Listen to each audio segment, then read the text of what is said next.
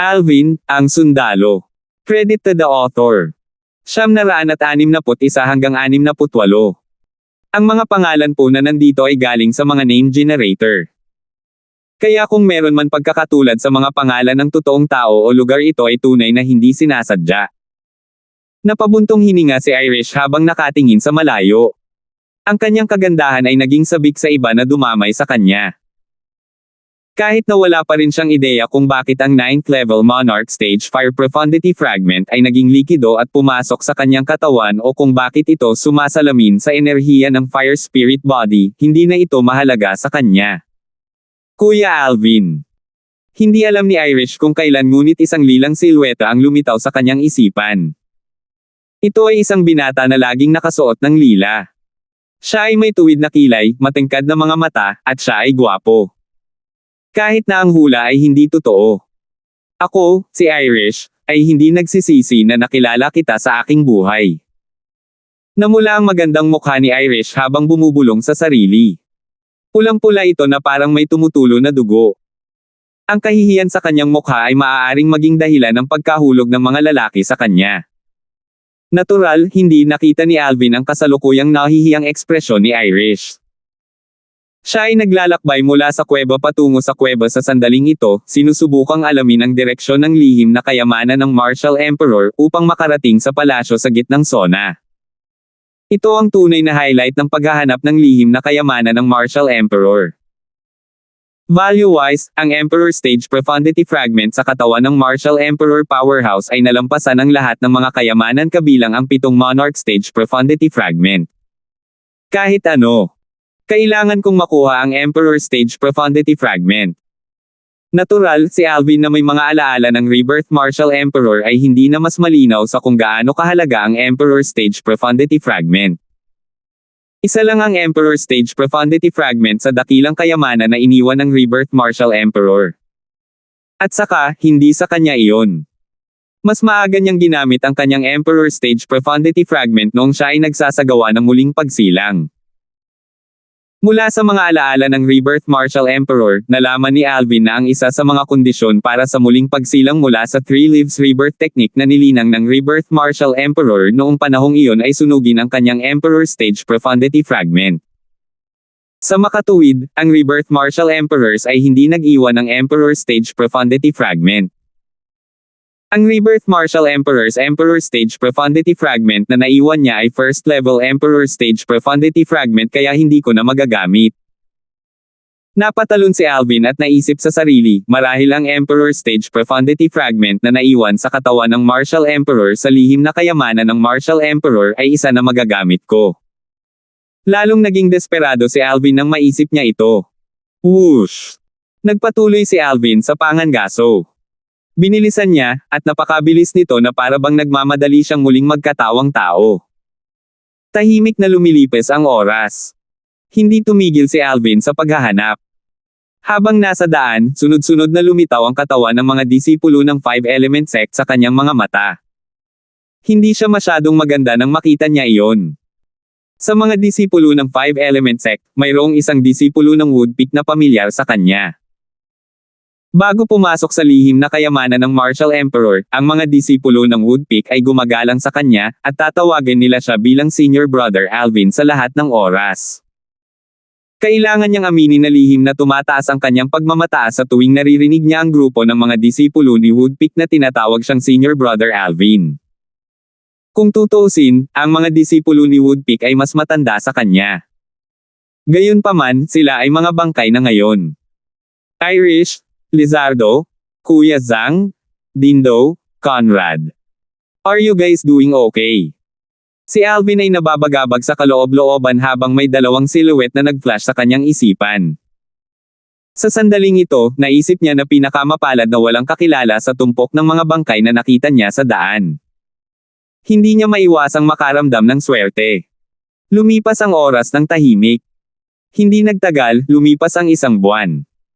Ipinagpatuloy ni Alvin ang kanyang paglalakbay mula sa kuweba patungo sa kuweba sa lihim na kayamanan ng Martial Emperor. Nakabunggo siya ng ilang walang ingat na mga batang powerhouse na sisilakay sa kanya habang daan. Nang walang pagbubukod, ang lahat ng mga umaatake ay namatay sa kanyang mga kamay. Hanggang sa puntong ito, ang pinakamakapangyarihang batang powerhouse na nabangga ni Alvin ay si Baron mula sa Anarchy Sect.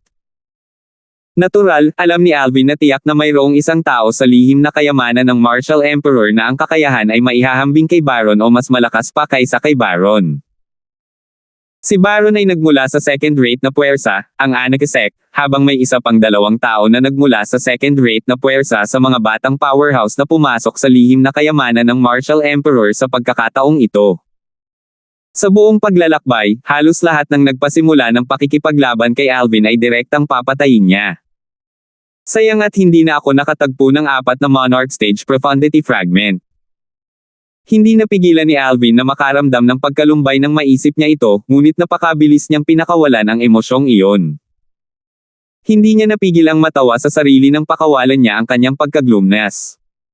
Masyado akong matako. Nakakuha na ako ng Monarch Stage Profundity Fragment, at ngayon hinahanap-hanap ko ang 4 pa. Whoosh! Muling lumipat si Alvin, at hindi nagtagal ay pumasok siya sa isa pang kuweba. Sa isang sulyap pa lang ay nakita na niya ang 2 katawan na nakahandusay sa lupa. Ang mga katawan ay bulok, at sila ay naglalabas ng kasuklam-suklam na baho. Hindi tinakpin ni Alvin ang kanyang ilong at hindi rin siya nagsuot ng naiiritang ekspresyon. Sa kanyang nakaraang buhay sa mundo, nakatagpo siya ng maraming sitwasyon tulad nito bilang isang weapons specialist. Naranasan na niya ang mga eksenang mas nakakadiri pa dito kaya simula pa lang ay immune na siya dito. Sa una, hindi niya akalain na may magugulat sa kanya dahil ang kuweba ay isa lamang lugar na random na nadaanan ni Alvin, at nakatagpo siya ng mga katulad na eksena sa daan. Gayunpaman, tila may napansin siyang kakaiba.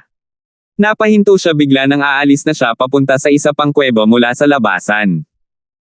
Sa mismong sandaling iyon, ang mga mata ni Alvin ay ganap na nakatutok sa isang halaman na nasa malayong kuweba. Ito ay isang kakaibang halaman, hindi ito ang ordinaryong berde tulad ng karamihan sa mga halaman, ngunit mayroon itong 3 magkakaibang kulay.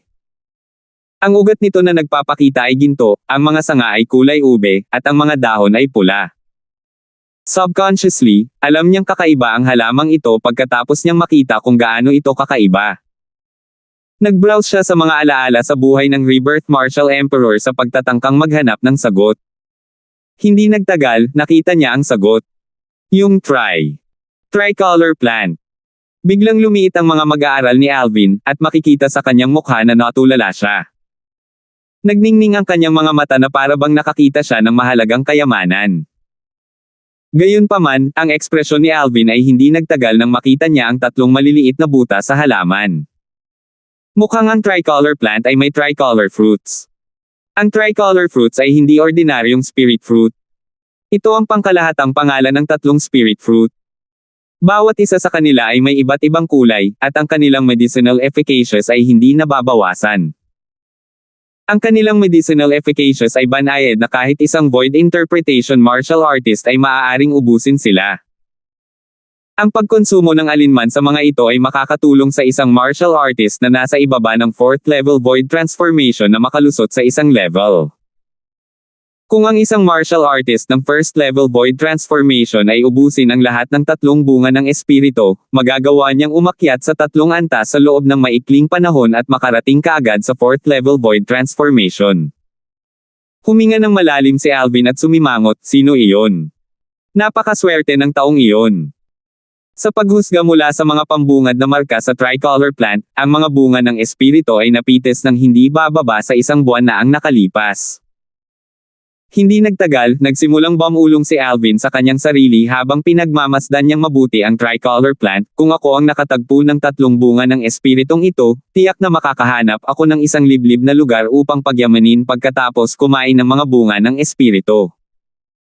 Kung tutusin, kung mas makapangyarihan ang kakayahan ng isang tao, mas matagal siyang mabubuhay sa lihim na kayamanan ng Martial Emperor upang makakuha ng mas mahalagang kayamanan. Nang mag-isip siya sa puntong ito, kumikinang ang mga mata ni Alvin. Marahil ay dapat kong hanapin sa malapit ang taong nakakuha ng 3 bunga ng espiritu. Sigurado akong nasa isang liblib siyang lugar na naglilinang pagkatapos kumain ng mga bunga ng espiritu. Imposible para sa kanya na ubusin ang lahat ng 3 bunga ng espiritu sa napakaikling panahon. Noong una, inakala ni Alvin na ang 3 bunga ng espiritu ay nakuha ng 3 tao, at ngayon ay bahagi na ng origin energies sa katawan ng 3 individual na iyon. Gayunpaman, napag-alaman niya na ang 2 bangkay ay pinatay gamit ang parehong armas at pamamaraan pagkatapos ng tamang obserbasyon. Halatang-halata na ito rin ang pumatay sa 2 tao. Dapat 1 tao lang. Dapat tumaya ako kahit higit pa sa 1 tao. Kung tama ako, kahit 1 spirit fruit lang ang makukuha ko. Kung mali ako, konting oras lang ang nasayang. Mabilis na nakapagdesisyon si Alvin. Bagamat nakapagdesisyon na si Alvin, hindi siya nagmamadaling umalis. Tinitigan niya ang tricolor plant habang ngumisi, mukhang hindi alam ng taong umiinom ng tricolor fruits ang magagandang bagay. Bagamat ang tricolor plant mismo ay hindi kasing halaga ng 3 spirit fruits, na may refinement mula sa ilang medicinal herbs, maaari itong gawing tricolor pills na makakatulong sa pagpapataas ng cultivation base ng kaunti. Walang mukhang kakaiba sa tricolor plant. Kahit na may espiritual na lakas, walang anumang espesyal tungkol dito na mahahanap. Gayunpaman, ang mga alaala ng Rebirth Martial Emperor ay nagsabi kay Alvin na ang tricolor plant ay nakaipon ng maraming heaven and earth spirit energy sa buong taon bilang nagdadala ng tricolor fruits. Ang heaven and earth spirit energy ay perpektong pinagsama sa tricolor plant na parabang sila ay iisa. Sa pamamagitan lamang ng kakaibang paraan ng pagpipino ng gamot, maaaring ilipat ng isa ang heaven and earth spirit energy na naipon sa tricolor plant. Ang kinuhang heaven and earth spirit energy ay gagamitin kasama ng tricolor plant upang pinuhin ang tricolor pill. Ang tricolor pill ay hindi mahirap pinuhin. Hanggat alam ng isang tao ang pamamaraan, kahit isang grade 3 alchemist ay kayang pinuhin ito, lalo na ang isang grade 1 alchemist na katulad ko.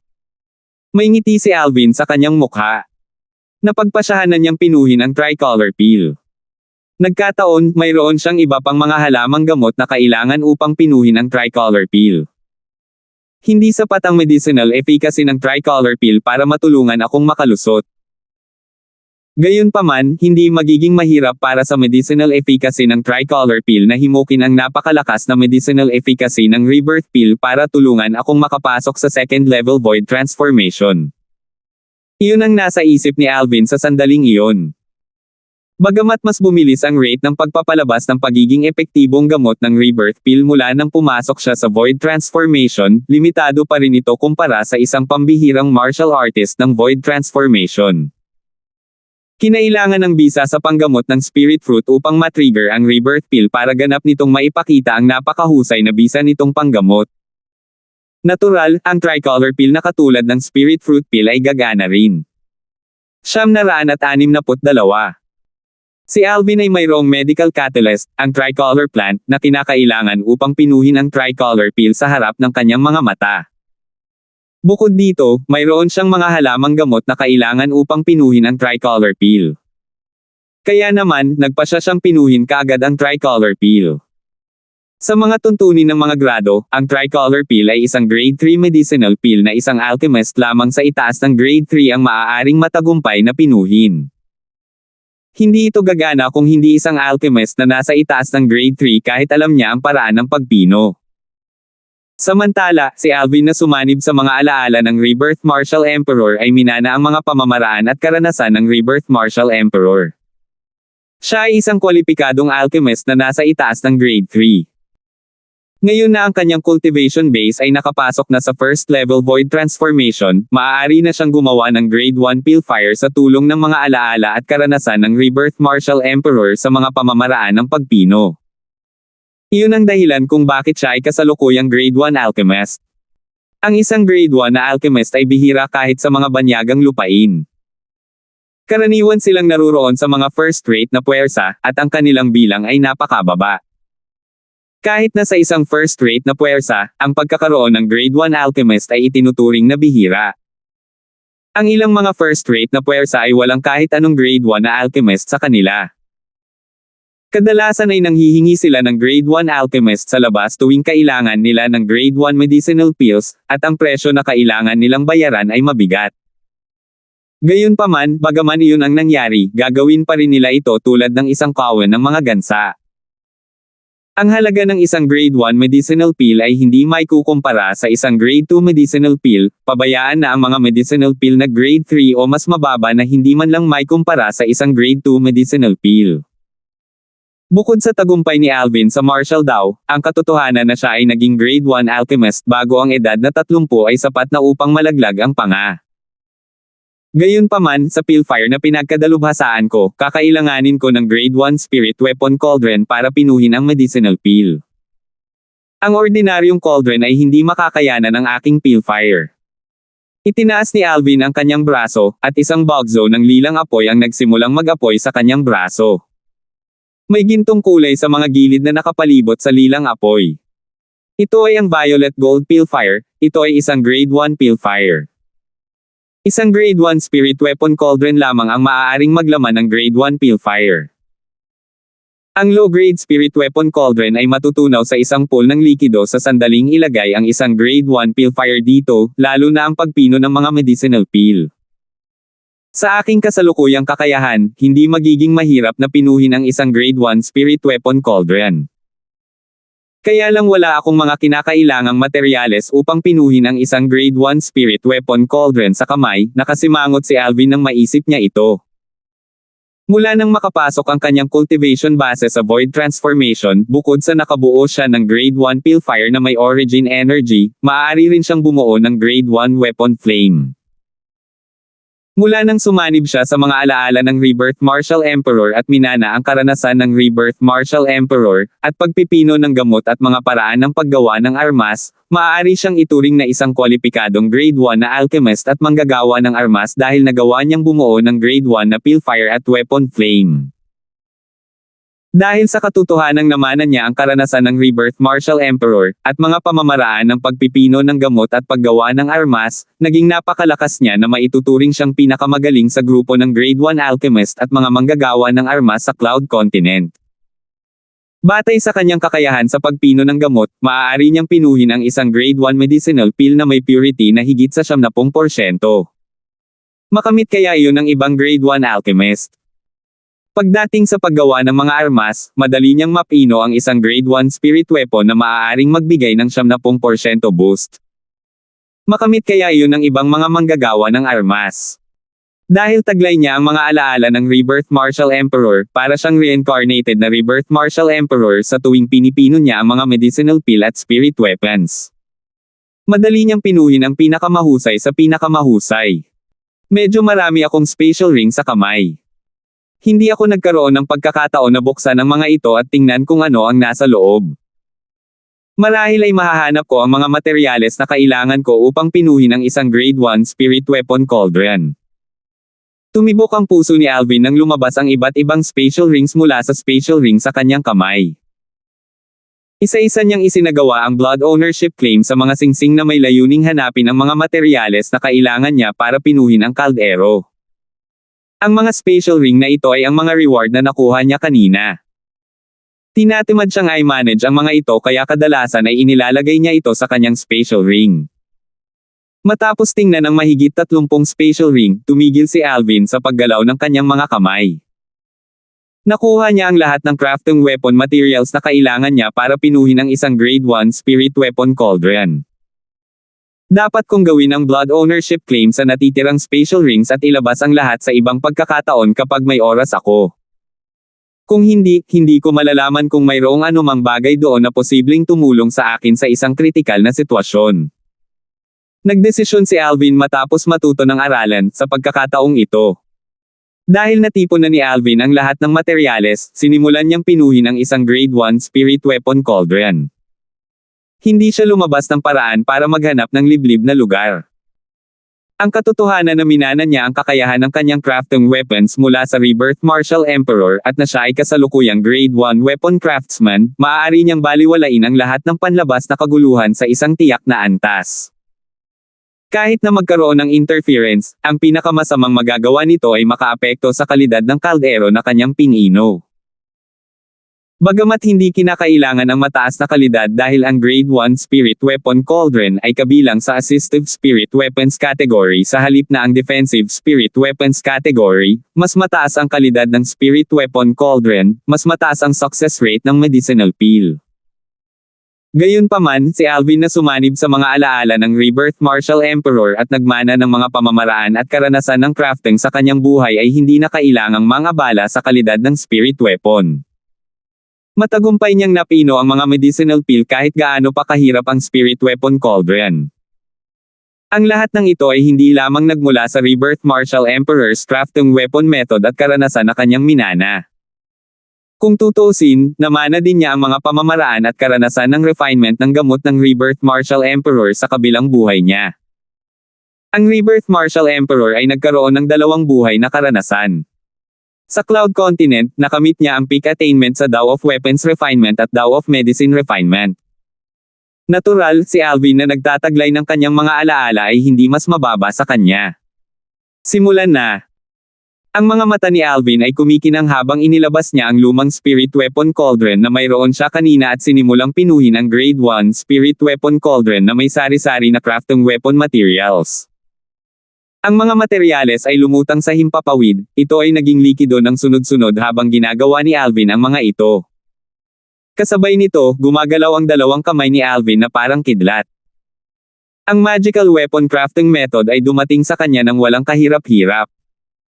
Napakabilis nito kaya hindi na makita ng mga ordinaryong tao ang kanyang mga galaw. Di nagtagal, nagsanib ang likido. Sa paglipas ng panahon, nagsimulang lumitaw ang anyo ng Spirit Weapon Cauldron. Matapos itong pinuhin ni Alvin, lumitaw ang isang Grade 1 Spirit Weapon Cauldron. Mula sa simula hanggang sa wakas, 3 oras lang ang ginugol ni Alvin. Kung ang iba pang Grade 1 na mga manggagawa ng armas mula sa Cloud Continent ay makikita ito ng kanilang sariling mga mata, sila ay matitigilan ng mahabang panahon sa bilis ng paggawa ng armas. Ang isang ordinaryong Grade 1 weapon craftsman ay tatagal ng hindi bababa sa 3 hanggang 5 araw upang pinuhin ang isang Grade 1 Spirit Weapon Cauldron na tulad nito. Hindi katakataka kung tumagal sila ng 10 araw upang maisigawa ang pagpipino ng detalyado. Gayunpaman, matagumpay na napino ni Alvin ang isang Grade 1 Spirit Weapon Cauldron sa loob ng maikling 3 oras. Dahil walang nang istorbo sa kanya, napakataas ng kalidad ng kaldero. Phew! Hinawakan ni Alvin ang kaldero habang itinataas niya ang kanyang braso.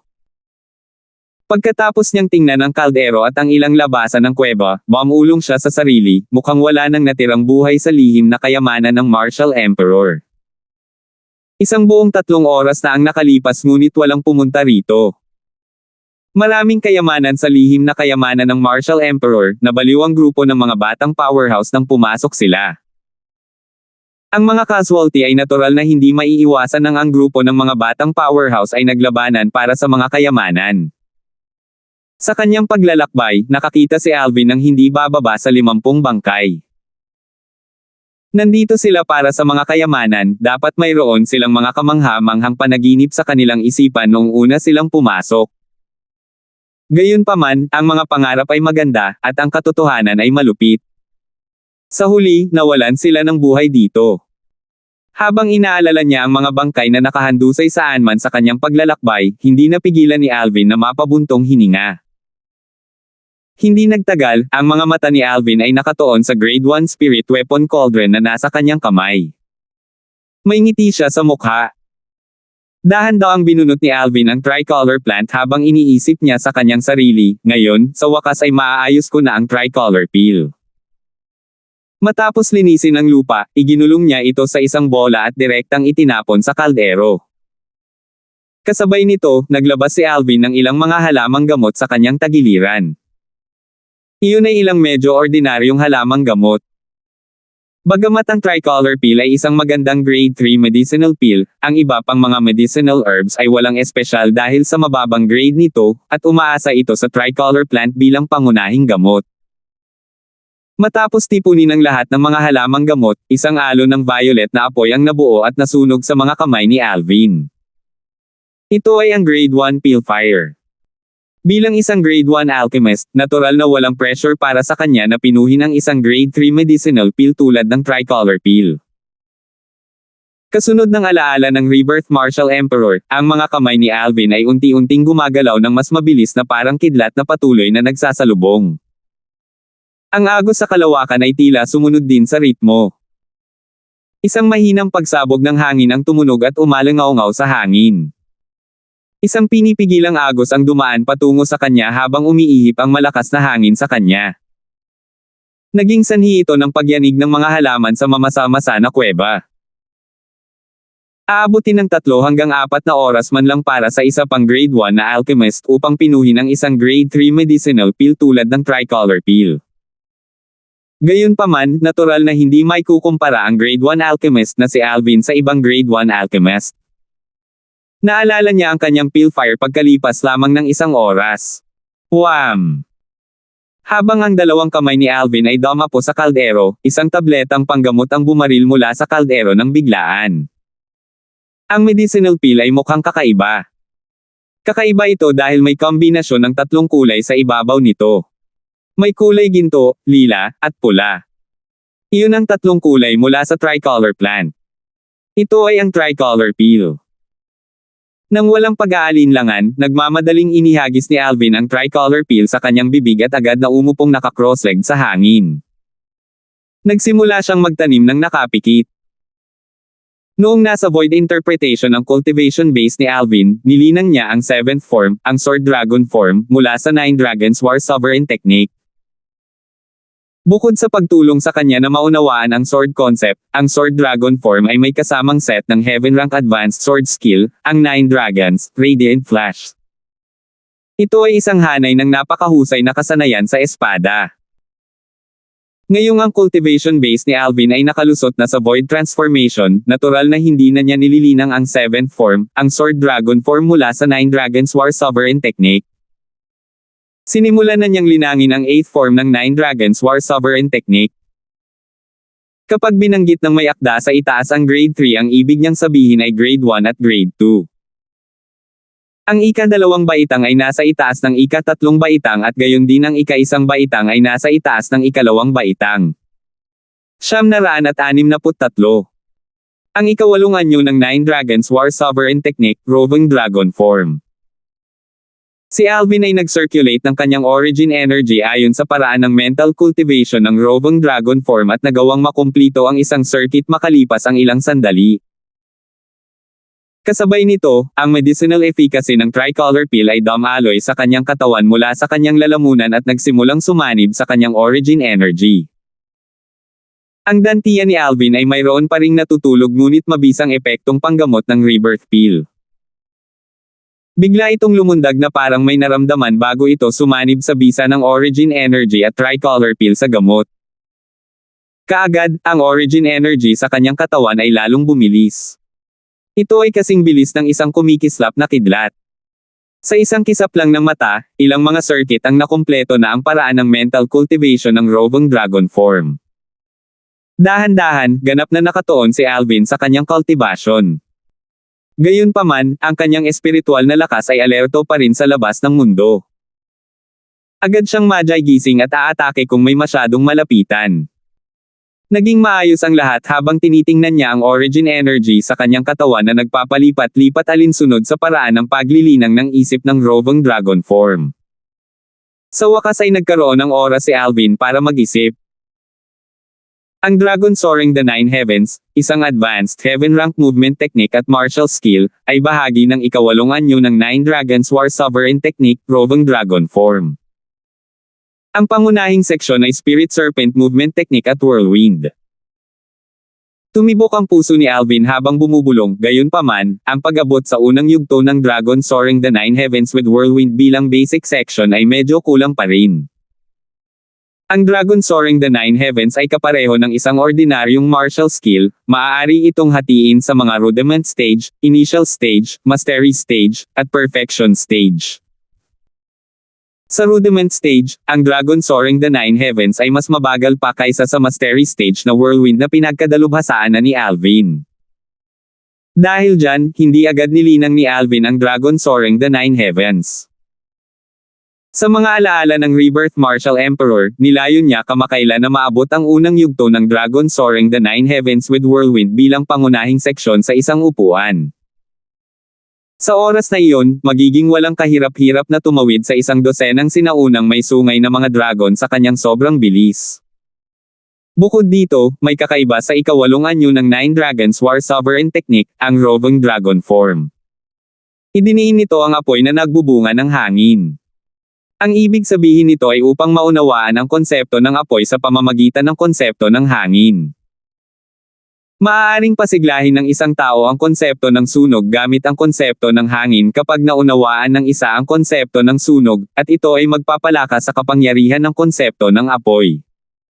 Hindi banyaga si Alvin sa konsepto ng paglalagay ng fire concept sa wind concept. Ang dati niyang mortal na kaaway, si Sherman, ay dalubhasa sa konseptong tulad nito. Maaari niyang taasan ng kalahati ang kapangyarihan ng fire concept, katulad ito ng earth concept na kumukuha ng suporta mula sa earth energy. Biglang lumitaw ang isang fragment sa bawat kamay ni Alvin. Isang dark green na fragment at isang dark purple na fragment. Ito ay isang fragment ng 9th level advanced wind concept, at isang 9th level advanced thunder concept fragment na nagmula sa katawan ng sect leader ng Crimson Moon Sect, isa sa tatlong pangunahing puwersa sa silangang distrito ng Hilagang Disyerto. Ang sect leader ng Crimson Moon Sect ay pinatay ng sect leader ng 5-element sect, si Go Chong, at ang peak master ng Wood Peak, si Romeo. Ang parehong mga fragment ay nahulog sa mga kamay ni Romeo, at ibinigay niya ito kay Alvin.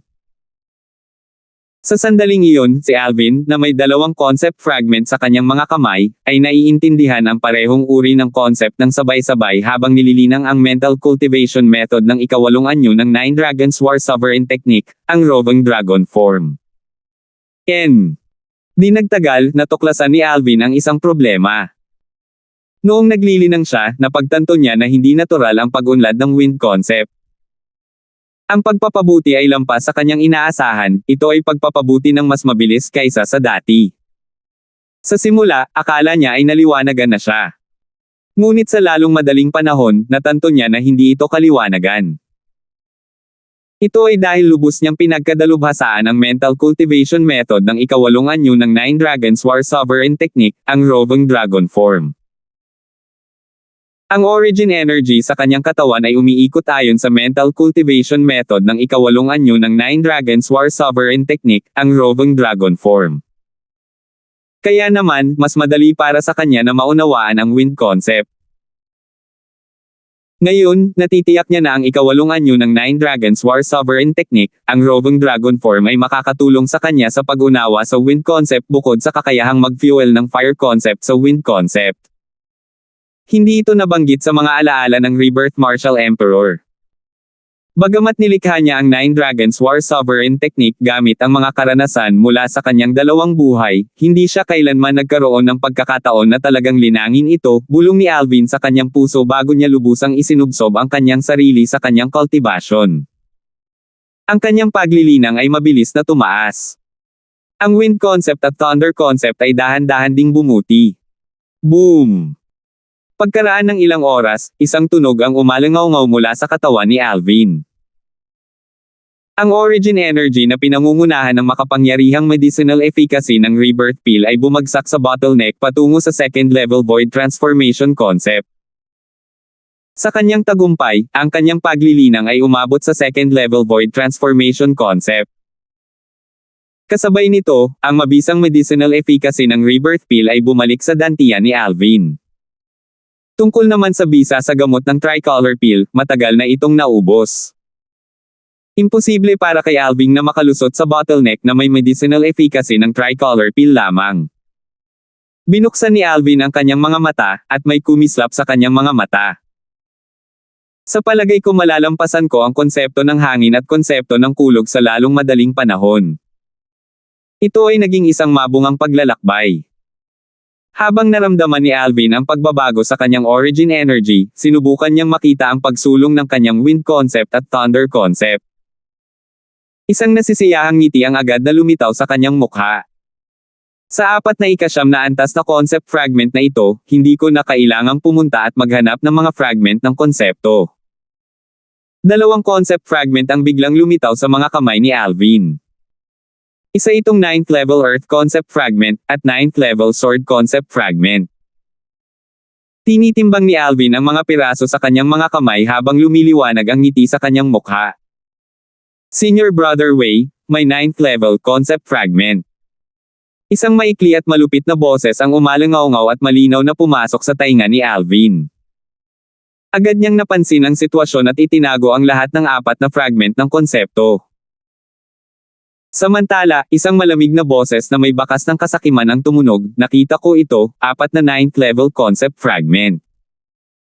Si Alvin ay nagmamadaling tumayo at agad na nakita ang dalawang binata sa kuweba. Nakatutok sa kanya ang mga mata nila. Sa gitna ng dalawang binata, ang mas payat ay nakatayo sa harapan. Sa likuran niya, sa kanan, nakatayo ang isang nakakatakot na binata. Boy! Don't have to hide it. Nakita namin na tinitimbang mo ang 4 na 9th level concept fragments kanina. Ang nakakatakot na binata ay tumingin kay Alvin at ngumisi. Gayunpaman, ang kanyang ngiti ay sobrang pangit, ito ay mas pangit kaysa sa pag-iyak. Nakakatakot din ang boses niya. Siya ang may-ari ng unang boses kanina. Napataas ang kilay ni Alvin pagkatapos pakinggan ang kahindek-hindek na binata, ngunit hindi niya ito pinansin. Kasabay nito, inilabas niya ang kanyang espiritual na lakas at sinubukang suriin ang kanilang cultivation.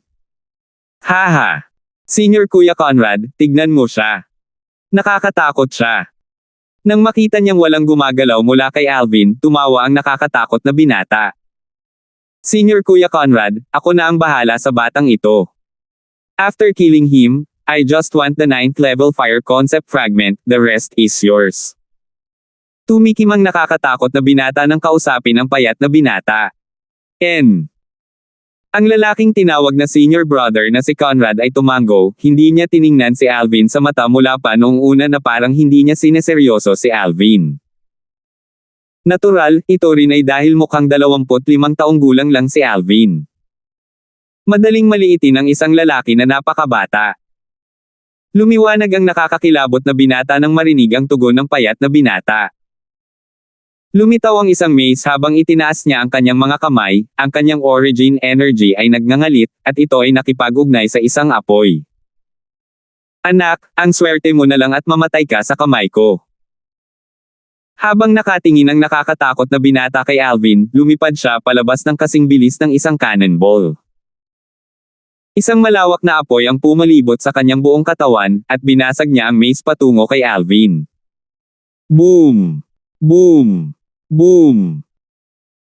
Saan man siya dumaan, kasabay ng pagindayog ng mace na nababalot ng apoy, ang daloy ng hangin ay sumipit at sumabog, na nagdulot ng mga pagsabog ng malalakas na pagsabog. Nang sumabog ang hangin, ang mga alon ng init ay nagresulta sa bug zone.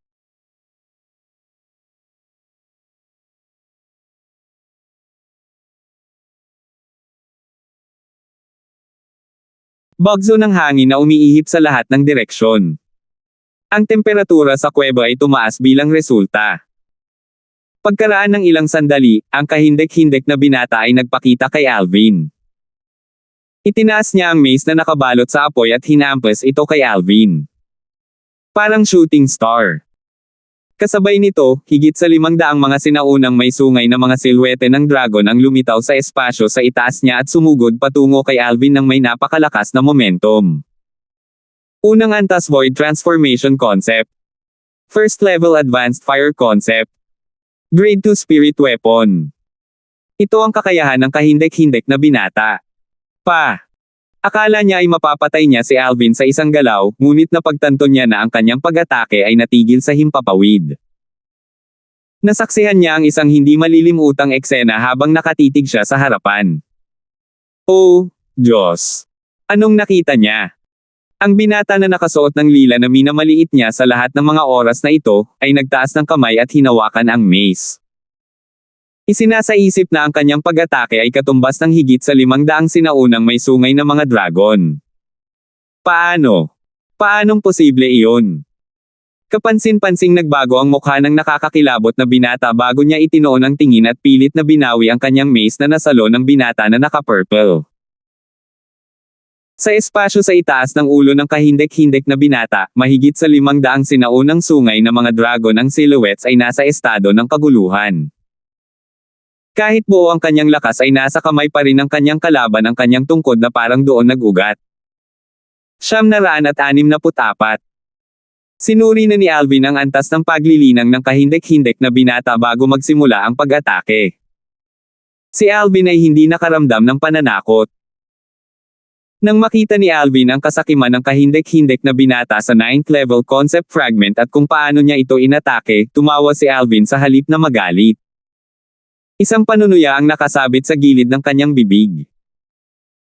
Bagamat ang attacking mace ng kanyang kalaban ay katumbas ng lakas ng higit sa 500 lakas ng sinaunang sungay na dragon at nababahalang parang bulalakaw na bumagsak, walang takot kay Alvin.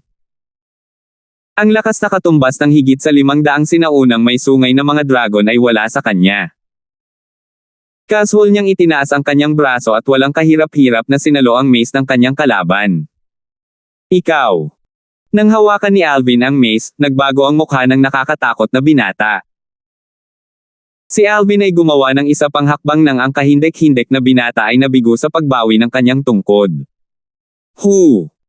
Ikinawi ni Alvin ang kanyang kamay na nakahawak pa rin sa mace, madali niyang kinuha ang mace kasama ang kanyang kalaban na nakahawak pa rin dito.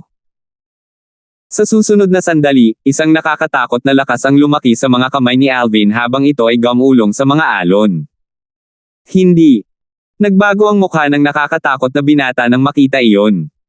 Dali-dali niyang binitawan ang mace sa kanyang mga kamay at sinubukang umatras. Sa sandaling iyon, ang binata na nakasuot ng lila ay tila isang Diyos ng slaughter sa kanyang mga mata, isang Diyos ng slaughter na maaaring pumatay sa kanya anumang oras. Bang! Habang umalangaw-ngaw ang isang malakas na putok, isang kaki na enerhiya na nakasalikop sa berdeng hangin ay gumulong sa mga alon habang nilunod nito ang kahindek-hindek na binata at pinatay siya sa isang kisap mata.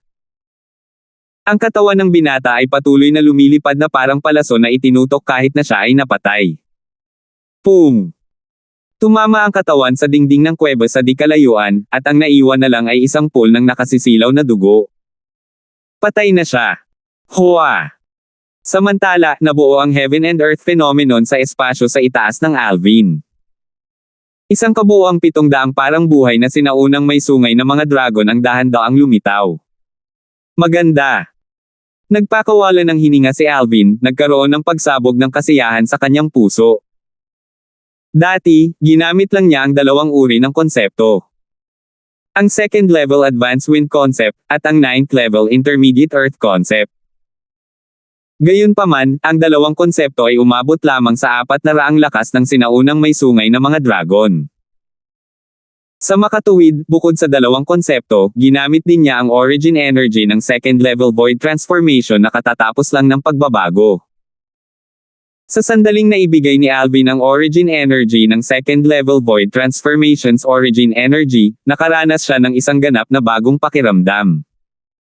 Parang kumukulo ang dugo sa katawan niya. Minamaliit ka namin. Isang malamig na boses ang kumalat sa mga tainga ni Alvin. Narinig ito ni Alvin at tumingin. Dama po ang kanyang tingin sa payat na binata na nakatayo sa malapit. Ang tinawag na senior na kapatid ng nakakatakot na binata. Matapos patayin ni Alvin ang kahindek-hindek na binata, hindi nagalit o nalungkot ang payat na binata. Hindi man lang siya nagpahayag ng kahit na anong emosyon. Para bang ang namatay sa mga kamay ni Alvin ay hindi ang kanyang nakababatang kapatid kundi isang taong walang kaugnayan sa kanya. Hindi siya tumakas. Habang nakatitig sa kanya ang malamig na tingin ng payat na binata, nagulat si Alvin. Kanina, nagpakita siya ng lakas na katumbas ng 700 lakas ng sinaunang may sungay na dragon nang hindi man lang ginagamit ang kanyang espiritong sandata. Itong second level void transformation martial artist ay nasaksihan ang laban ko, at hindi man lang siya natakot. Nang suriin ni Alvin ang cultivation base ng kahindek-hindek na binata, natuklasan din niya ang cultivation base ng payat na binata. Ito ay nasa second level void transformation. Batay sa kanyang kaalaman, karaniwang naiintindihan ng mga martial artist ng second level void transformation ang first o second level void transformation concept. Nang hindi gumagamit ng mga spirit weapons, ang isang taong nakabisado ang second level void transformation concept, kasama ang kanyang buong origin energy, ay maaari lamang gumamit ng 600 lakas ng sinaunang may sungay na dragon. Ito ay hindi malapit sa kanyang 700 sinaunang may sungay na mga dragon. Iyon ang ikinalito ni Alvin. Bakit mananatiling tiwala ang payat na binata pagkatapos niyang masaksihan ang lakas ni Alvin? Hoa! Di nagtagal, nakuha ni Alvin ang kanyang sagot nang makita niya ang Heaven and Earth energy na bumubuo ng Heaven and Earth phenomenon sa espasyo sa itaas ng payat na binata. Ang origin energy ay nagngangalit sa katawan ng payat na binata at naging mga jet ng kaki energies. Ito ay isang perpektong kombinasyon ng Earth concept at origin energy. Kasunod nito, tila umalangaw-ngaw sa kuweba ang kaki energy na bumabalot sa katawan ng payat na binata. Lumalim ang kulay nang lumabas ang isang mapang wasak na aura. Sabay-sabay, sa espasyo sa itaas ng payat na binata, lumitaw ang 300 sinaunang sungay na mga dragon. Pagkatapos ay lumitaw ang isa pang 400 sinaunang may sungay na mga dragon. Sa wakas, lumitaw ang isa pang 200 sinaunang may sungay na mga dragon. Ang isang martial artist ng second level void transformation na ganap na gumamit ng kanyang origin energy ay bubuo ng 300 lakas ng sinaunang may sungay na dragon. Ang third level advanced earth concept ay katumbas ng 400 lakas ng sinaunang may sungay na dragon. Ang earth concept sa tulong ng earth energy ay nagbigay ng karagdagang 50% na umabot sa 200 sinaunang may sungay na mga dragon. Kahit hindi gumamit ng spirit weapon, ang lakas ng payat na binata ay katumbas ng 900 sinaunang may sungay na dragon. Walang alinlangan na natalo nito ang lakas na ipinakita ni Alvin na umabot lamang sa 700 lakas ng sinaunang may sungay na mga dragon. Nakikita ko. Nang makita ni Alvin ang lakas ng payat na binata, naunawaan niya kung bakit siya kumpiyansa. Naintindihan ng kanyang kalaban ang isang third-level void transformation concept na kung saan ay ang Earth concept. Gayunpaman, ang ekspresyon ni Alvin ay hindi naapektuhan ng lakas ng payat na binata. Sa halip, nabighani siya habang bumubulong, kawili-wili. Sa sandaling iyon, pinandilatan ng payat na binata si Alvin sa kanyang malamig na tingin. Lumakad siya pasulong at sumigaw, mamatay.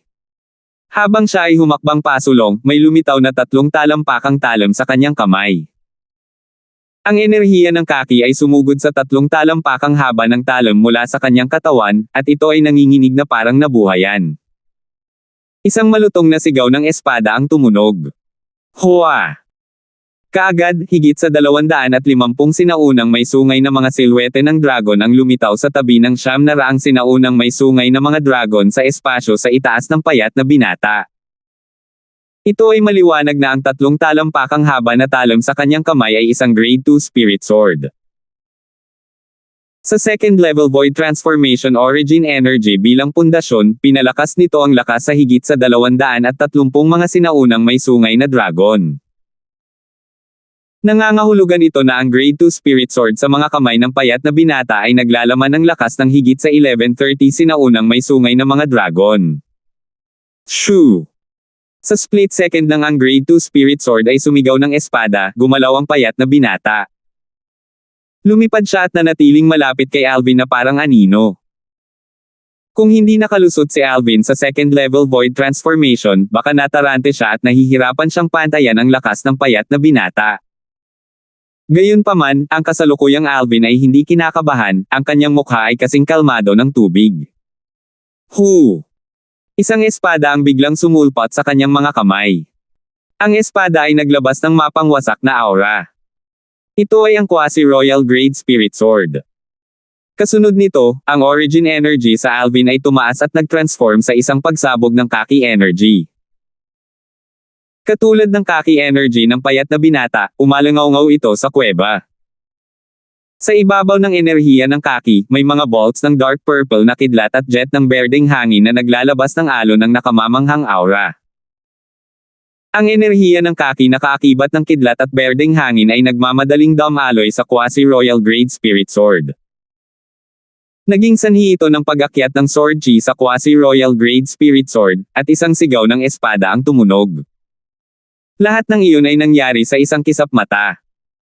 Habang nagsimulang gumalaw ang heaven and earth energy sa espasyo sa itaas ng Alvin, ang payat na binata ay humarap na kay Alvin gamit ang kanyang espada. Ang distansya sa pagitan nila ay hindi hihigit sa isang itapon ng bato. Shoo! Sinaksak niya ang kanyang espada, at isang matalim at napakalamig na espada na chi ang nagngangalit. Parang malamig na hangin ang umiihip kay Alvin, agad itong nagdulot ng pagpikit ng kanyang mga mata. Sining sa pagguhit ng espada. Walang pag-aalinlangan na itinaas ni Alvin ang kanyang espada. Parang kidlat, hamarang ang espada sa harapan niya. Jang! Sa eksaktong sandaling iyon, ang Grade 2 Spirit Sword na nasa kamay ng payat na binata ay nakipagsagupaan sa quasi-royal grade Spirit Sword sa kamay ni Alvin, ang dulo ng espada sa katawan ng quasi-royal grade Spirit Sword. Hang! Isang malamig na ungol na may bahid ng takot ang maririnig.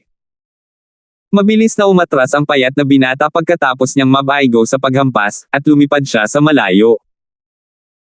Ang buong paggalaw ay kasing kinis ng umaagos na tubig, ito ay malinis at maayos. Hua! Pagkatapos, sa wakas ay nabuo ang heaven and earth phenomenon sa espasyo sa itaas ng Alvin. Naningkit ang mata ng payat na binata sa gulat matapos niyang makita ang eksenang nasa harapan niya. Mayroong 1,250 sinaunang may sungay na mga silhwete ng dragon na nakahover sa espasyo tungkol kay Alvin, na nakahanda sa pag-atake. Nagbigay ito ng malaking pakiramdam ng pang-aapi. Mabilis na bumalik sa katinoan ang payat na binata. Nagbago ang mukha niya, at hindi makapaniwalang sinabi niya, imposible. Walang imposible. Gumalaw si Alvin sa ilang segundong iyon nang magbago ang mukha ng payat na binata. Parang multo ang galaw niya habang papunta sa payat na binata. Ang quasi-royal grade spirit sword sa kanyang tabi na parang anino. Tumakbo. Napaharap sa paparating na Alvin at sa 1250 sinaunang sungay na mga dragon sa itaas niya, muling nagbago ang payat na binata. Nawalan na siya ng ganang lumaban at tumakas. Sinusubukang tumakas. Natawa si Alvin nang makita niya ang nangyayari. Shoo! Ang quasi-royal grade spirit sword sa kanyang kamay ay bumaril patungo sa kanyang kalaban. 9 dragons, radiant flash. Lumakas ang nagngangalit na kapangyarihan at naging 3 kaki na banal na dragon na napapaligiran ng kidlat at berdeng hangin. Ang mga mata ng 3 banal na dragon ay kumislap, at 6 na napakakinang nakislap ang lumabas. Shoo! Shoo! Shoo! Ang 6 na lubhang nagniningning na mga kidlat ay bumaril ng napakabilis na lampas ito sa pagkagulat. Gayunpaman, ang payat na binata ay nagkaroon ng mabilis na reflex. Lumingon siya habang umaatake si Alvin, sinadya niyang pansamantalang ipagtanggol ang sarili gamit ang kanyang konsepto at ang Grade 2 Spirit Sword sa kanyang mga kamay. Jang! Ang isa sa mga matinding kumikislap ay naharang, ngunit ang kanyang Grade 2 Spirit Sword ay nahulog mula sa kanyang mga kamay. Pumutok ang mga kamay niya at umagos ang dugo. Gayunpaman, hindi siya nagkaroon ng pagkakataon na pigilan ang pagdurugo dahil mayroong 5 nakamamatay at madugong sugat sa kanyang katawan, bawat isa sa kanyang mahahalagang organ. 965. Puff! Puff! Puff! 5 madugong palaso ang bumaril sa mga vital organ ng payat na binata. Nanlalabo ang kumikislap niyang mga mata habang nanginginig at pagkatapos ay nanghina. Boom! Patay na siya, at tuluyang bumagsak ang kanyang katawan at bumagsak sa lupa. Kasabay nito, ang 3 kaki na banal na dragon na napapalibutan ng lilang kidlat at berdeng enerhiya ay naglaho sa hangin na parang wala sila roon. Itinago ni Alvin ang quasi-royal grade spirit sword na hawak niya sa kanyang kamay. Naningkit ang kanyang mga mata nang bumagsak ito sa katawan ng payat na binata. Nagpatuloy siya sa pagungol, hindi ako magiging katapat niya kung hindi ako gumawa ng isang pambihirang tagumpay sa aking paglilinang at pagsulong sa pangalawang antas na void transformation. Sigurado si Alvin dyan. Natural, hindi natakot si Alvin kahit na napagtanto iyon. Kahit na hindi siya kalaban sa kanyang kalaban, o kung hindi niya kayang tumakas, ang mamamatay ay hindi siya. Ito ay dahil mayroon siyang dalawang anting-anting mula sa kanyang ama sa pangalan lamang, si Raymond. Hindi naging mahirap na pumatay ng isang martial artist ng second-level void transformation. Wala siyang takot dahil doon. Itinuring niyang karapat-dapat na mag-aksaya ng isang anting-anting upang iligtas ang kanyang buhay. Pagkatapos ng lahat, walang mas mahalaga kaysa sa buhay ng isang tao. Itinago ni Alvin ang spatial rings at spirit weapons mula sa kahindek-hindek na binata at ang payat na binata sa sarili niyang spatial ring. Hulaan niya sa loob-loob. Ang 2 taong ito dapat ay galing din sa second-rate forces. Kung hindi sila mula sa second-rate na puwersa, hindi sila magiging ganoon kalakas. Iyon ang naging conclusion ni Alvin. Ang kanilang lakas ay dapat nasa ranggo sa ilang nangungunang lugar sa lahat ng mga batang disipulo mula sa lahat ng puwersa. Hulaan muli ni Alvin. Ngayon, dapat kong simulan ang paghahanap para sa taong nakakuha ng tricolor fruits. Kung ang isang solong tao ay nakakuha ng lahat ng 3, ang taong iyon ay dapat lamang na makakain ng isang espiritong prutas sa pinakamaraming. Nang lumitaw ang ideya, sinimulan ni Alvin ang masusing paghahanap sa lahat ng direksyon mula sa gitna ng kuweba upang mahanap ang taong nakakuha ng tricolor fruits. Kung nahanap niya ang taong iyon, bibigyan siya ng isang mahalagang pagkakataon kung nag-iisa ang taong iyon. Kung makakamit ko ang 2 tricolor fruits, sapat na ang medicinal efficacy para matrigger ang potent medicinal efficacy ng rebirth pill. Pagkatapos ay makaka-advance ako sa 5th level void transformation. Medyo sigurado si Alvin dito. Naunawaan niya ng husto ang mga epektong panggamot ng tricolor fruits dahil sa mga alaala ng Rebirth Martial Emperor. Ang tricolor fruits ay sapat na para makamit niya ang 4th level void transformation. Sa pagdaragdag ng medicinal efficacy ng Rebirth Pill, halos 100% siyang nakatitiyak na makaka-advance siya sa 5th level void transformation o maging sa 6th level void transformation. 5th level void transformation. 6th level void transformation. Ang pag-iisip pa lang nito ay nasa sabik na si Alvin, at ang kanyang mga paa ay gumagalaw ng pabilis. Taos-puso akong umaasa na lahat ng tricolor fruits ay nakuha ng iisang tao at nakahanap nga siya ng isang nakatagong lugar sa malapit na paglilinang para magkaroon ako ng pagkakataon na mahanap siya at makuha ang natitirang mga bunga ng espiritu. Si Alvin ay nagdasal habang siya ay masusing naghahanap sa lahat ng direksyon.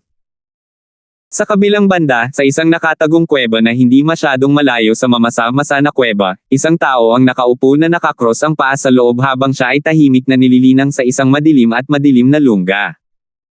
Ang cove ay matatagpuan sa loob ng isa sa mga uka sa tuktok na sulok ng nakatagong kuweba. Ito ay lubhang nakatago. Karamihan sa mga tao ay mamimiss ito habang dumadaan. Sa paghusga mula sa hitsura ng uka, hindi ito na weather kaya malamang na ito ay artificial na ginawa hindi pa matagal na ang nakalipas. Biglang isang hininga ang narinig sa madilim na lungga. Isang boses na puno ng kaligayahan at pananabik ang tumunog, sa wakas ay nagtagumpay ako sa 1st level void transformation. Ang may-ari ng boses ay walang iba kundi si Sherman na nakakuha ng 3 bunga ng espiritu noong 1 buwan. 1 buwan na ang nakalilipas, sinubukan ni Sherman na maghanap ng malayong lugar na paglilinangin pagkatapos makuha ang 3 bunga ng espiritu. Gayunpaman, nabigo siyang makahanap ng angkop na lugar kahit na siya ay naghahanap ng mahabang panahon. Sa kalaunan, natagpuan niya ang nakatagong yungib na ito at nagbukas ng isang kuweba sa isang hindi mahahalata na sulok sa ibabaw ng yungib. Ang cove ay laban sa liwanag, kaya walang liwanag sa loob nito. Maliban kung may tao sa labas na sinadya at may sensinang maghanap, halos imposibleng matuklasan ang kuwebang binuksan ni Sherman. Kaya naman, nililinang ito ni Sherman ng may mapayapang pag-iisip. Pagkaraan ng 1 buwan, sa wakas ay nasisipsip niya ang nakapagpapagaling na bisa ng isa sa mga bunga ng espiritu at nagawang umunlad mula sa 7th level void interpretation tungo sa 1st level void transformation. Bilisan mong kainin at i-absorb ang 2 pa. Iyan ang tanging paraan na magagawa mong makamit ang anuman sa lihim na kayamanan ng Martial Emperor. O kung hindi, hindi mo magagawang talunin ang mga pinuno ng mga batang disipulo mula sa mga pangalawang antas na puwersa kahit na ang aking kaluluwa ay nasa iyo, isang madilim, paus at sinaunang tinig ang umalangaw sa isipan ni Sherman, na nagpapaalala sa sitwasyon ni Sherman. Oo, Elder Ghost, magalang na sagot ni Sherman nang marinig niya ang boses. Nagmamadali siyang kumuha ng isa pang espiritong prutas at kinain ito ng walang pagkaantala. Di nagtagal, siya ay muling nakatuon sa kanyang paglilinang, mabilis na umunlad. Ang kasalukuyang Sherman ay hindi na malaya na ang kanyang mortal na kaaway, si Alvin, ay lubusang naghahanap sa kanya mula sa mamasa-masa na kuwebo kung saan niya natagpuan ang 3 bunga ng espiritu. Maaaring dumating si Alvin anumang oras. Ang lihim na kayamanan ng Martial Emperor, sa isang kuweba na kasing lapad ng martial arts practice hall. Nagkalat ang mga durog na bato sa buong lupa habang naipon doon. Kabilang sa mga ito, mayroong mga berdeng fragment. Mayroong daan-daang mga ito, at lahat ng iyon ay mga fragment ng wind concept. 3 grupo ng mga tao ang nasa isang standoff sa Yungib. Sa sandaling iyon, karamihan sa kanilang mga titig ay nasa napakagandang kahon na nakalagay sa gitna sa ibabaw ng kuweba. Kitang-kita na lahat ay interesado at nananabik sa mga kayamanan dito. Huminga ng malalim ang isang lalaking nakasuot ng pulang damit na tumabi sa isang matangkad at malakas na binata at mahinang nagtanong, "Dindo, may tiwala ka ba?" Tumabi ang pangatlong lalaki, na medyo mas matanda. Tumingin siya sa 2 pang grupo na may bakas ng gulat sa kanyang mga tingin. Kailangan nating subukan. Ang matangkad at malakas na kabataan ay si Dindo, ang disipulo mula sa Woodpeak ng 5-element sect. Seryoso ang mukha niya habang nakabantay. Para sa mga tumabi sa kanya, sila ay mga disipulo ng Blade Sect, Lizardo, at Sandro. Lahat sila nagkakilala at naging magkaibigan dahil sa iisang tao. Dahil gusto ng lahat ang kayamanan. "Let's battle for it," sigaw ng isa sa mga grupo. Sumulong sila at lumipad patungo sa isa pang grupo. Sa isang segundo lang, madaling natalo ng 3 individual mula sa dating grupo ang duo sa huling grupo. Ang isa sa kanila ay nasa sitwasyon ng buhay o kamatayan. Nako, hindi. Hindi inaasahan ni Dindo at ng kanyang 2 kasamahan na ganoon kalakas ang 3 individual mula sa dating grupo. Nahijitin ng kanilang lakas ang 2 at nalampasan din silang 3. Nai-imagine nilang 3 kung ano ang naghihintay sa kanila kapag napatay ang 2. "Tutulungan ka namin." Si Dindo at ang kanyang mga kasama ay lumipad at sumama sa labanan. Tinulungan nila ang 2 na labanan ang grupo na mas malakas sa kanila. Naging dahilan ito upang maging dehado ang grupong iyon. Hindi nagtagal, isang binata na nakasuot ng asul mula sa dating grupo, na hindi nagpakita ng kanyang lakas, ang nagpamalas ng kanyang tunay na lakas. 9 na antas na Void Interpretation na may 9 na antas Intermediate Earth Concept, na nagpaikot ng labanan. Agad na naging pantay-pantay ang 3 sa kanilang 5 sa panig ni Dindo. Gayunpaman, ang panig ni Dindo ay dahan-daang nadula sa isang hindi magandang posisyon dahil ang kabilang partido ay may 9th level Void Interpretation Martial Artist na nakaintindi sa 9th level Intermediate Earth Concept. Damn! Si Dindo at ang mga mukha ng iba ay nagkaroon ng sobrang nakakatakot na ekspresyon. Sa wakas, napilitan silang umatras pa. Nakatingin sila sa 3 tao na grupo mula sa malayo, ang kanilang mga mukha ay puno ng kawalang kasiyahan. Gayunpaman, kahit na hindi sila nasisiyahan, walang magagawa dahil hindi sila katugma sa kanilang mga kalaban. Sinulyapan sila ng pinakamalakas na kabataan sa 3 taong grupo na may panghahamak. Pagkatapos ay lumipad siya pataas upang kunin ang napakagandang kahon na nakalagay sa gitna ng Yungib. Sa ilalim ng mga titig ni Dindo at ng iba pa, binuksan niya ang napakagandang kahon. Isang piraso ng fragment na kumikinang na may berdeng enerhiya ang lumitaw sa harap ng kanilang mga mata. Iyon ay dumilat si Dindo. Isang concept fragment. Pero parang hindi isa. Concept fragment ay hindi kumikinang sa enerhiya, tama. Ito ba ay isang profundity fragment? Nilunok ni Sandro ang kanyang laway at nahulaan na may gulat na ekspresyon. Deep fragment. Ang haka-haka ni Sandro ay nagulat kay Dindo at Lizardo sa katahimikan. It's a profundity fragment, sabi ng isa sa duo na tumabi kay Sandro. Sa sandaling iyon, ang kanyang mga mata ay sinanay sa fragment na kumikinang na may berdeng enerhiya sa loob ng napakagandang kahon, ang kanyang tingin ay tila nag-ugat dito. Congratulations, Young One! Itong 8th level Monarch Stage Wind Profundity Fragment ay sayo na. Isang pamilyar ngunit kakaibang boses ang narinig ng si Sandro at ang kanyang dalawang kasama ay nagtataka kung paano nakilala ng binata sa tabi nila mula sa hindi kilalang puwersa ang Profundity Fragment. Kumalat ang boses mula sa nakabukas na Katanji tanging kahon. Ito ay lubhang matalim, at ito ay naililipat sa malayo. A 8th level Monarch Stage Profundity Fragment. Lumiit ang mga mag-aaral ni Dindo. Napatingin siya sa binata na may layong pumatay sa may hawak ng napakagandang kahon. Gayunpaman, hindi nagtagal ay nagpakita ang kawalan ng kakayahan sa kanyang mukha. Ang kanyang kalaban, tulad niya, ay naiintindihan ang Earth concept at maaaring makakuha ng suporta mula sa Earth energy. Gayunpaman, ang kanyang kalaban ay isa ring 9th level Void Interpretation martial artist. Kaya naman, hindi siya kalaban ng kanyang kalaban. Damn! Isa itong 8th level Monarch Stage Profundity Fragment. Ang mga mukha ng duo, na nakatayo sa tabi ni Dindo at ang kanyang dalawang kasama, ay lubhang nagbago. 966. Sa sandaling ito, parehong natigilan sina Lizardo at Sandro. Ang isang Profundity Fragment ay sapat na para mabaliw sila sa pagkagulat. Hindi mahalaga kung ang Profundity Fragment ay mababa ang antas, ito ay ipinanganak mula sa katawan ng isang martial monarch pagkatapos ng lahat. Para sa kanila, ang martial monarch ay isang pag-iral na umiral lamang sa mga alingawngaw at hindi nila maabot. Sa sandaling ito, ang boses ng Martial Emperor na nag-iwan ng lihim na kayamanan ay pumasok sa kanilang mga tainga at ipinaalala sa kanila na ang Profundity Fragment na ito ay hindi ordinaryong Monarch Stage Profundity Fragment kundi isang 8th level Monarch Stage Profundity Fragment sa halip. Isang ikawalong antas ng Monarch Stage Profundity Fragment. Mayroong kabuuang 9 na antas para sa Monarch Stage Profundity Fragment, at ang bawat antas ay mas malakas kaysa sa nauna. Ang first level Monarch Stage Profundity Fragment ay maaaring makatulong sa isang 9th level Void Transformation martial artist na nakaintindi sa 9th level Void Transformation concept na makapasok sa Martial Monarch Stage at maging isang Martial Monarch powerhouse.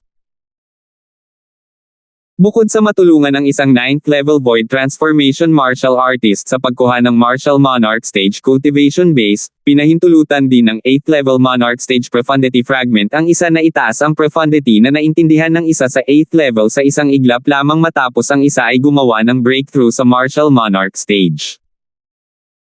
Madaling maisip ng isang tao kung gaano kahalaga itong 8th level Monarch Stage Profundity Fragment. Nakatutok ang tingin ng binata sa 8th level Monarch Stage Wind Profundity mula pa noong una. Habang itinataas niya ang napakagandang kahon, hindi niya napigilan ang tawa na lumabas sa kanyang dibdib. Ha.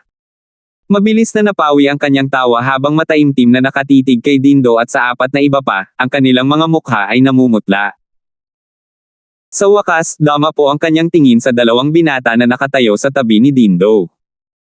Ito ay sina Lizardo at Sandro. Ang mga tao mula sa Anarchy Sect ay lahat ng basura. Hindi nagmamadaling bulalas ng binata, nanunuya ang tono nito.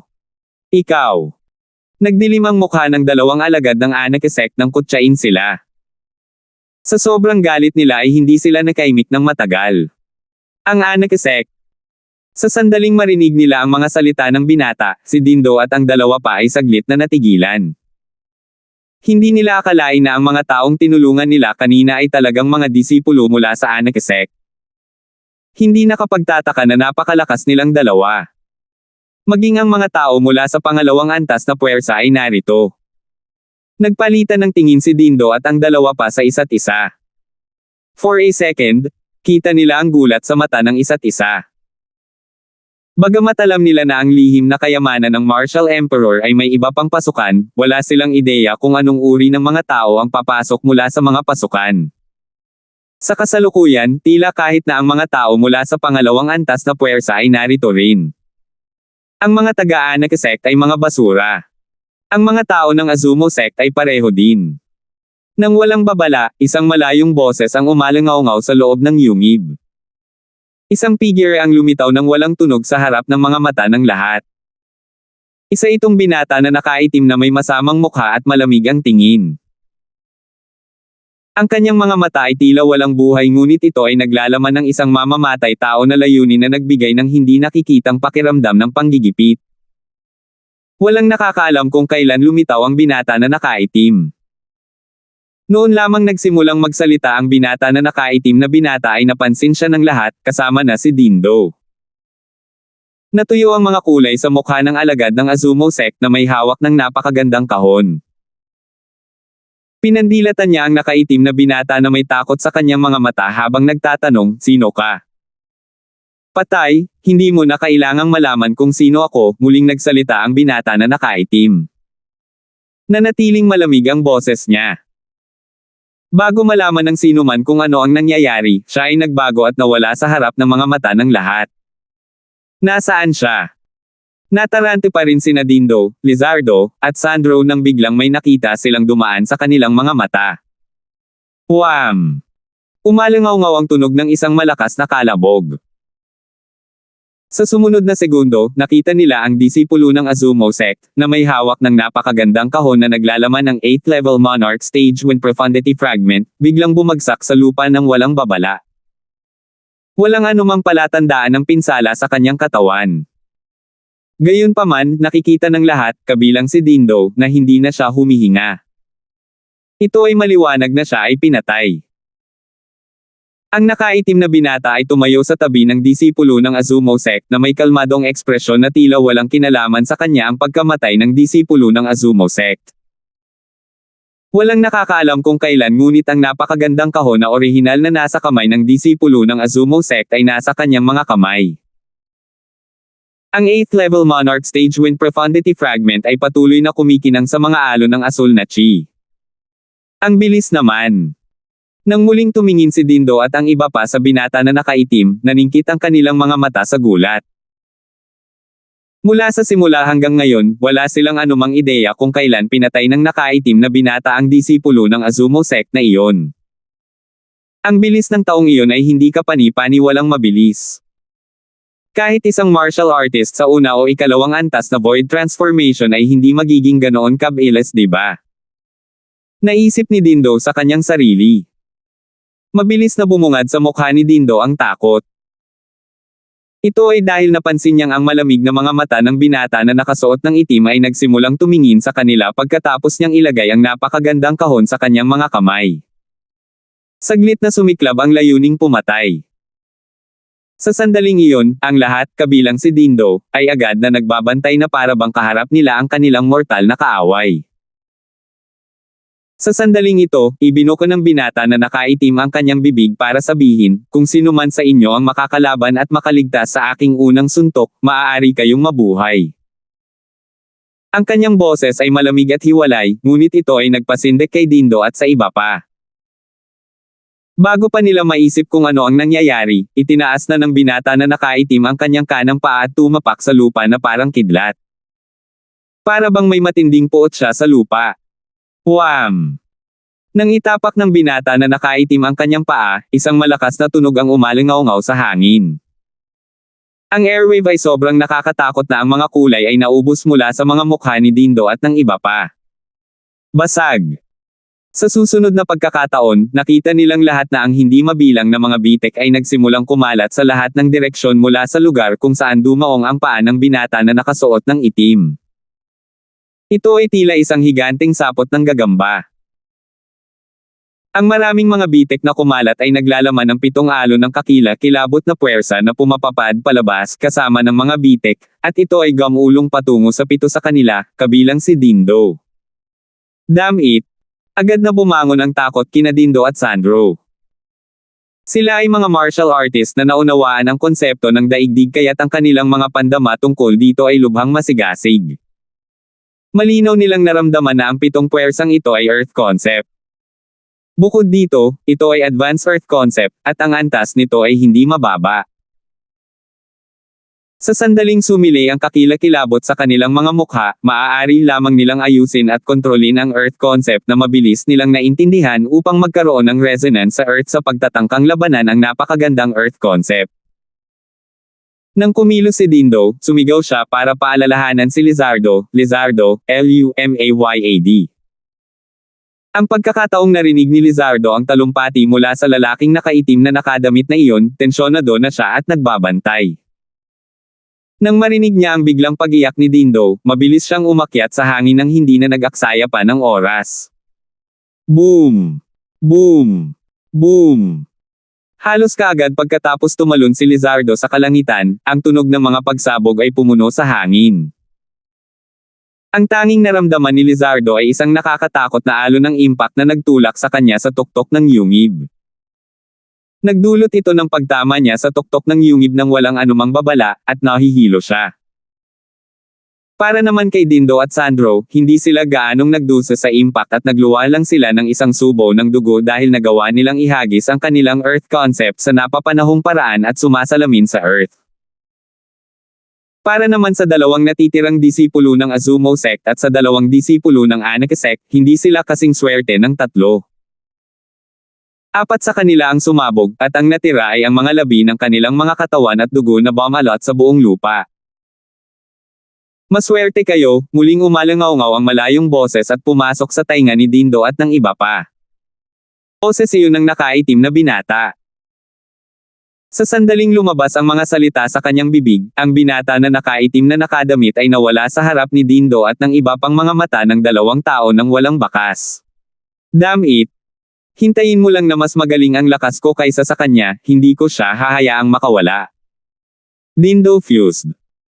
Sa wakas ay nagawa ni Lizardo na patatagin ang sarili at bumaba mula sa himpapawid.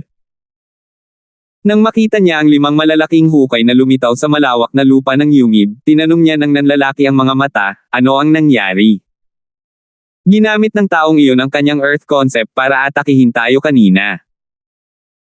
Maliban sa amin ni Sandro, na maaaring makipag-ugnayan sa Earth gamit ang Earth concept natin sa oras upang makakuha ng kanlungan mula sa Earth at labanan ang kanyang Earth concept, ang Earth concept na dumaan sa inyo ay sumabog, paliwanag ni Dindo na may bakas ng takot sa kanyang boses.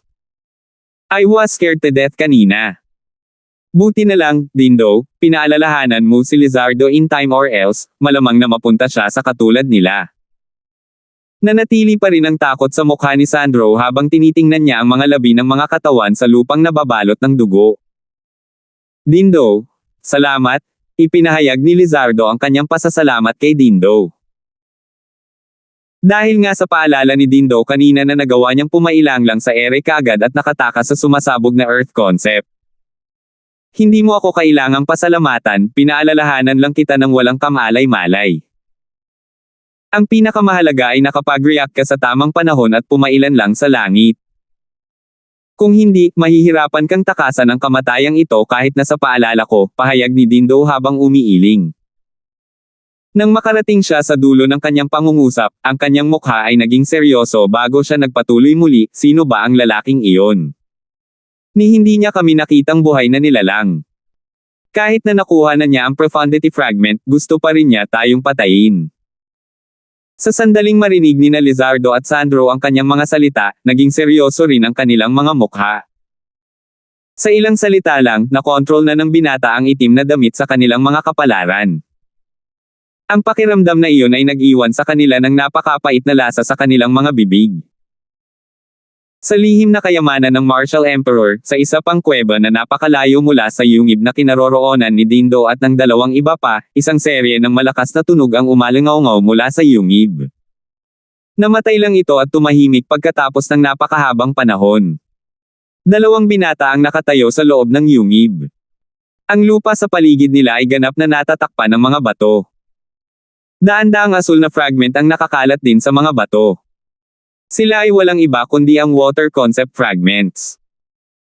Kung narito si Alvin, tiyak na makikilala niya ang 2 binata sa isang sulyap lamang bilang mga kabataang alagad ng Sun Moon sect na nakaligtas noon. Landon at Percy. Landon, napakaraming puppet na nagbabantay sa kayamanan dito.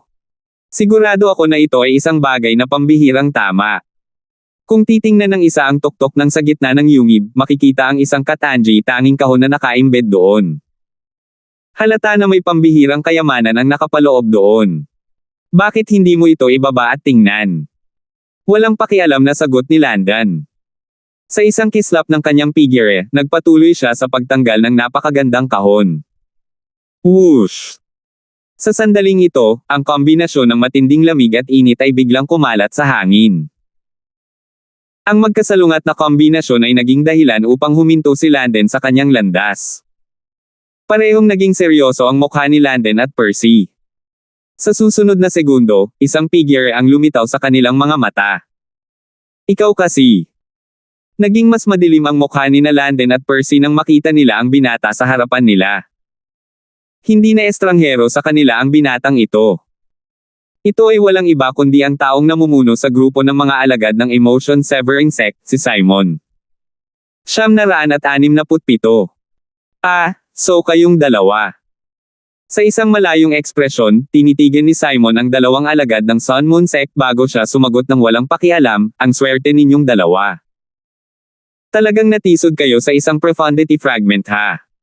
Deep fragment. Sa sandaling marinig nila ang mga salita ni Simon, parehong Landon at Percy ay hindi maiwasang mapapikit kaagad, ang kanilang mukha ay may nabigla ding ekspresyon. Pagkaraan ng ilang sandali, bumalik muna si Landon sa kanyang katinoan. Ang unang bagay na ginawa niya ay tinitigan ang Katanji tanging kahon na nakapaloob sa tuktok na gitna ng yungib bago siya bumulong sa sarili, ibig mong sabihin ang kayamanan na nasa loob ng napakagandang kahon ay talagang isang profundity fragment. Sa harap ng pagtatanong ni Landon, sinabi ni Simon, wala nang kinalaman sa iyo kung nasa loob ng kahon ang profundity fragment o wala. Ang kanyang boses ay kalmado at kasing lungkot ng malupit na taglamig, wala man lang emosyon dito. Kakabalik lang ni Percy sa kanyang katinoan, at hindi niya sinasadyang nagtanong, bakit? Ito ay dahil ang isang patay na tao ay hindi kailangang malaman ang napakaraming bakit. Muling nagsalita si Simon gamit ang kanyang mahinahong boses. Sa sandaling lumabas ang mga salita sa kanyang bibig, nakakilos na siya. Itinaas niya ang dalawang kamay at ibinalik ang mga braso habang nanginginig saglit ang likod. Ang magkabilang braso at likod niya ay hinayla ng mahigpit na parang isang malakas na pana. Ang nanginginig na likod ay parang busog na hinayla ng mahigpit. Bahagyang nanginginig, parang maglalabas na ito ng araw sa anumang oras. Ang walang hiyang pagyayabang. Nang marinig ang mga salita ni Simon, sa wakas ay nabawi ni Percy ang kanyang buong pakiramdam. Si Landon, sa kabilang banda, ay bumantong hininga habang ang origin energy na gumugulong mula sa kanyang katawan ay walisin habang ang kanyang mga konsepto ay sumusunod na malapit na parang mga anino. Swish! Sa sumunod na segundo, isa pang 3 talampakang talam ang lumitaw sa kanyang mga kamay. Walang iba kundi ang Grade 2 Spirit Sword na dala niya. Whoosh! Ang mga mata ni Landon ay malamig at malayo. Para siyang nag-transform sa isang bagyo, nilaslas niya ang kanyang kutsilyo kay Simon nang walang pag-aalinlangan. Ang Heaven and Earth energy ay umiikot sa kalangitan at nakakuha ng kabuoang mahigit 600 silhouette ng mga sinaunang may sungay na dragon na nagpakita ng kanilang mga kuko at pangil kay Simon sa isang mapang-akit na paraan. Ang unang antas na Void Transformation. Second Level Advanced Sword Concept. Bilang pinakamakapangyarihang tao sa mga alagad ng kasalukuyang Sun Moon Sect, ito ang tunay na lakas ni Landon. Swish! Nang kumilos si Landon, nabawi rin ni Percy ang kanyang katinoan. Isang Grade 2 Spirit Saber ang lumitaw sa kanyang mga kamay mula sa manipis na hangin, at ang kanyang origin energy ay nagpakasawa sa isang walang habas na patayan nang pumasok ang kanyang konsepto. Nang walang pag-aalinlangan, nakipagsanib puwersa siya kay Landon para sisingilan si Simon. Mayroong kabuoang mahigit 500 silhouette ng mga sinaunang may sungay na dragon sa itaas ng ulo ni Percy, ito ay 100 silhouette na mas kaunti kaysa kay Landon. Ang unang antas na Void Transformation. Ang First Level Advanced Saber Concept. Si Percy, ang pangalawang pinakamalakas na tao sa mga alagad ng kasalukuyang Sun Moon Sect, ay nagtataglay ng lakas na pangalawa lamang kay Landon.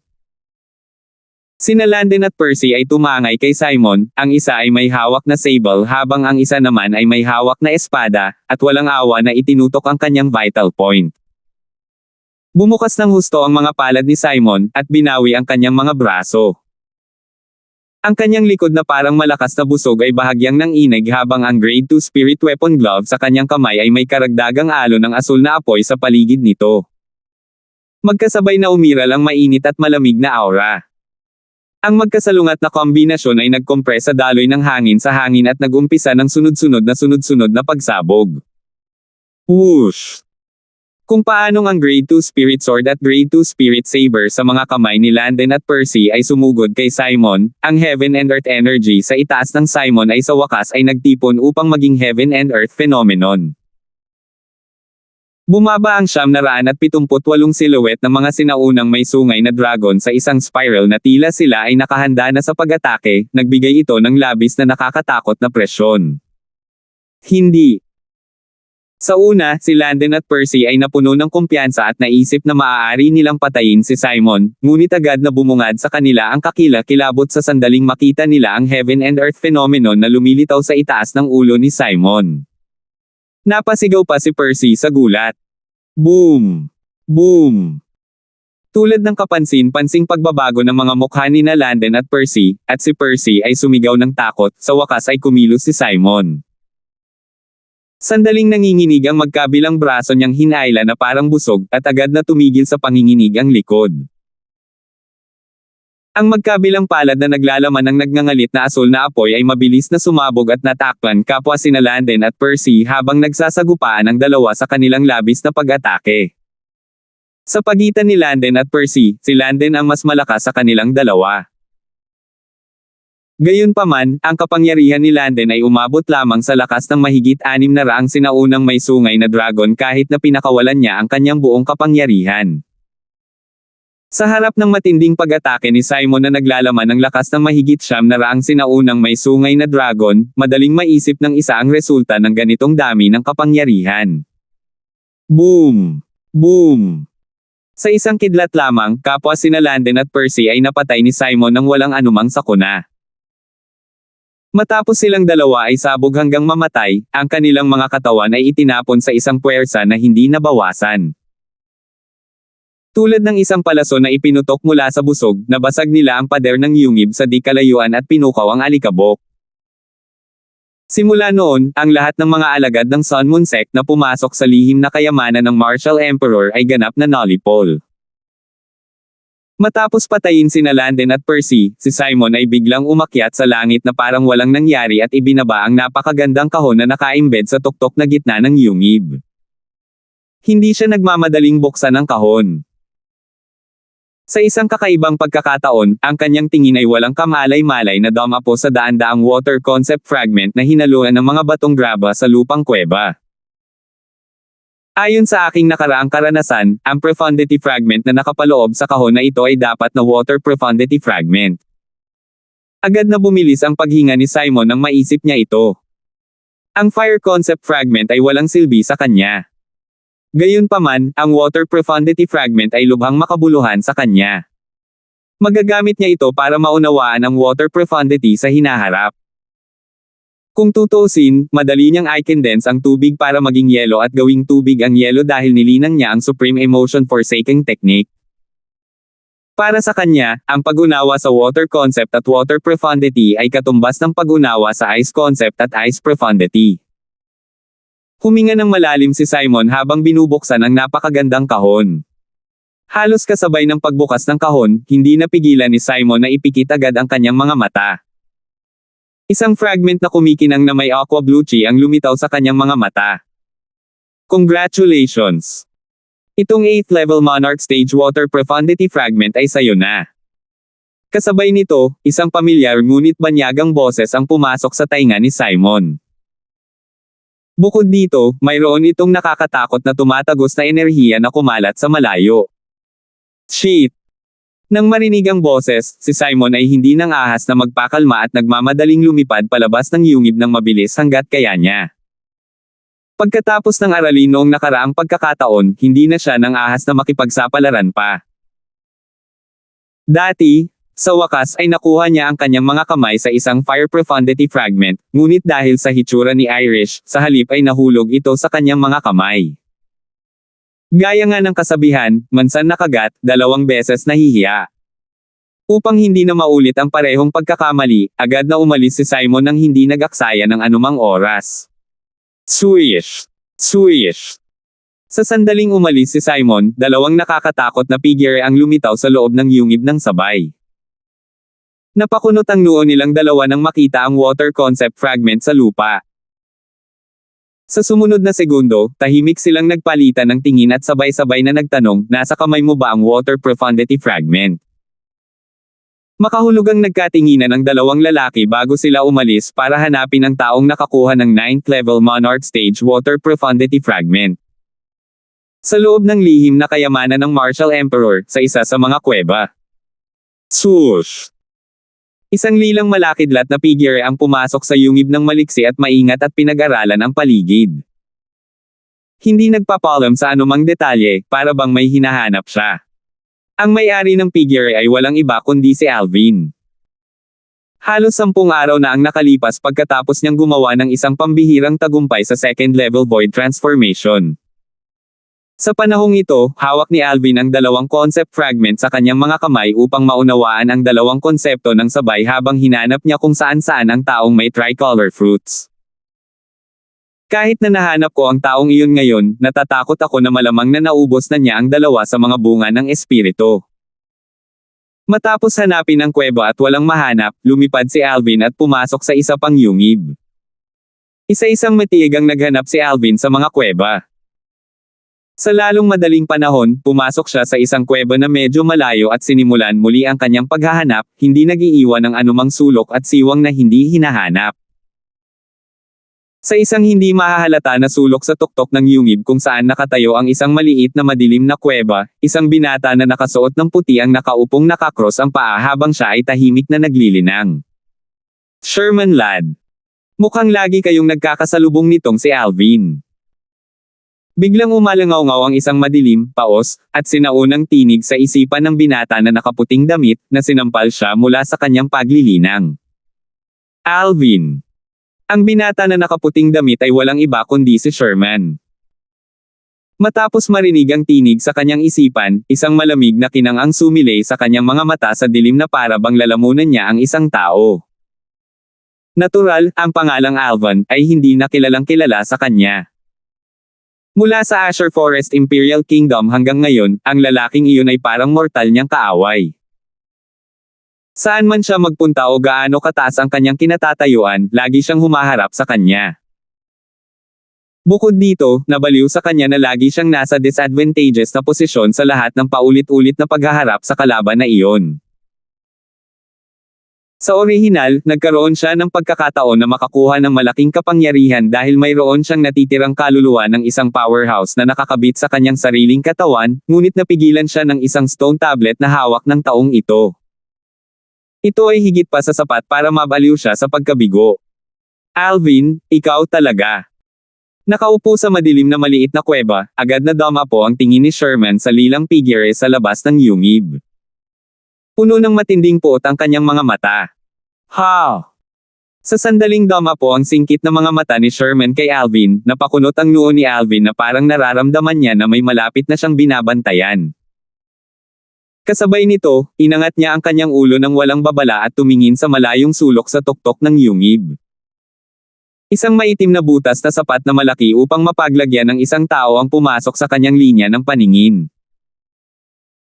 Nang gagamitin na ni Alvin ang kanyang espiritual na enerhiya para yuzazain ang loob ng yungib, bigla niyang nakita ang isang puting figure na lumipad palabas mula sa loob ng yungib at bumaba sa harap ng kanyang mga mata.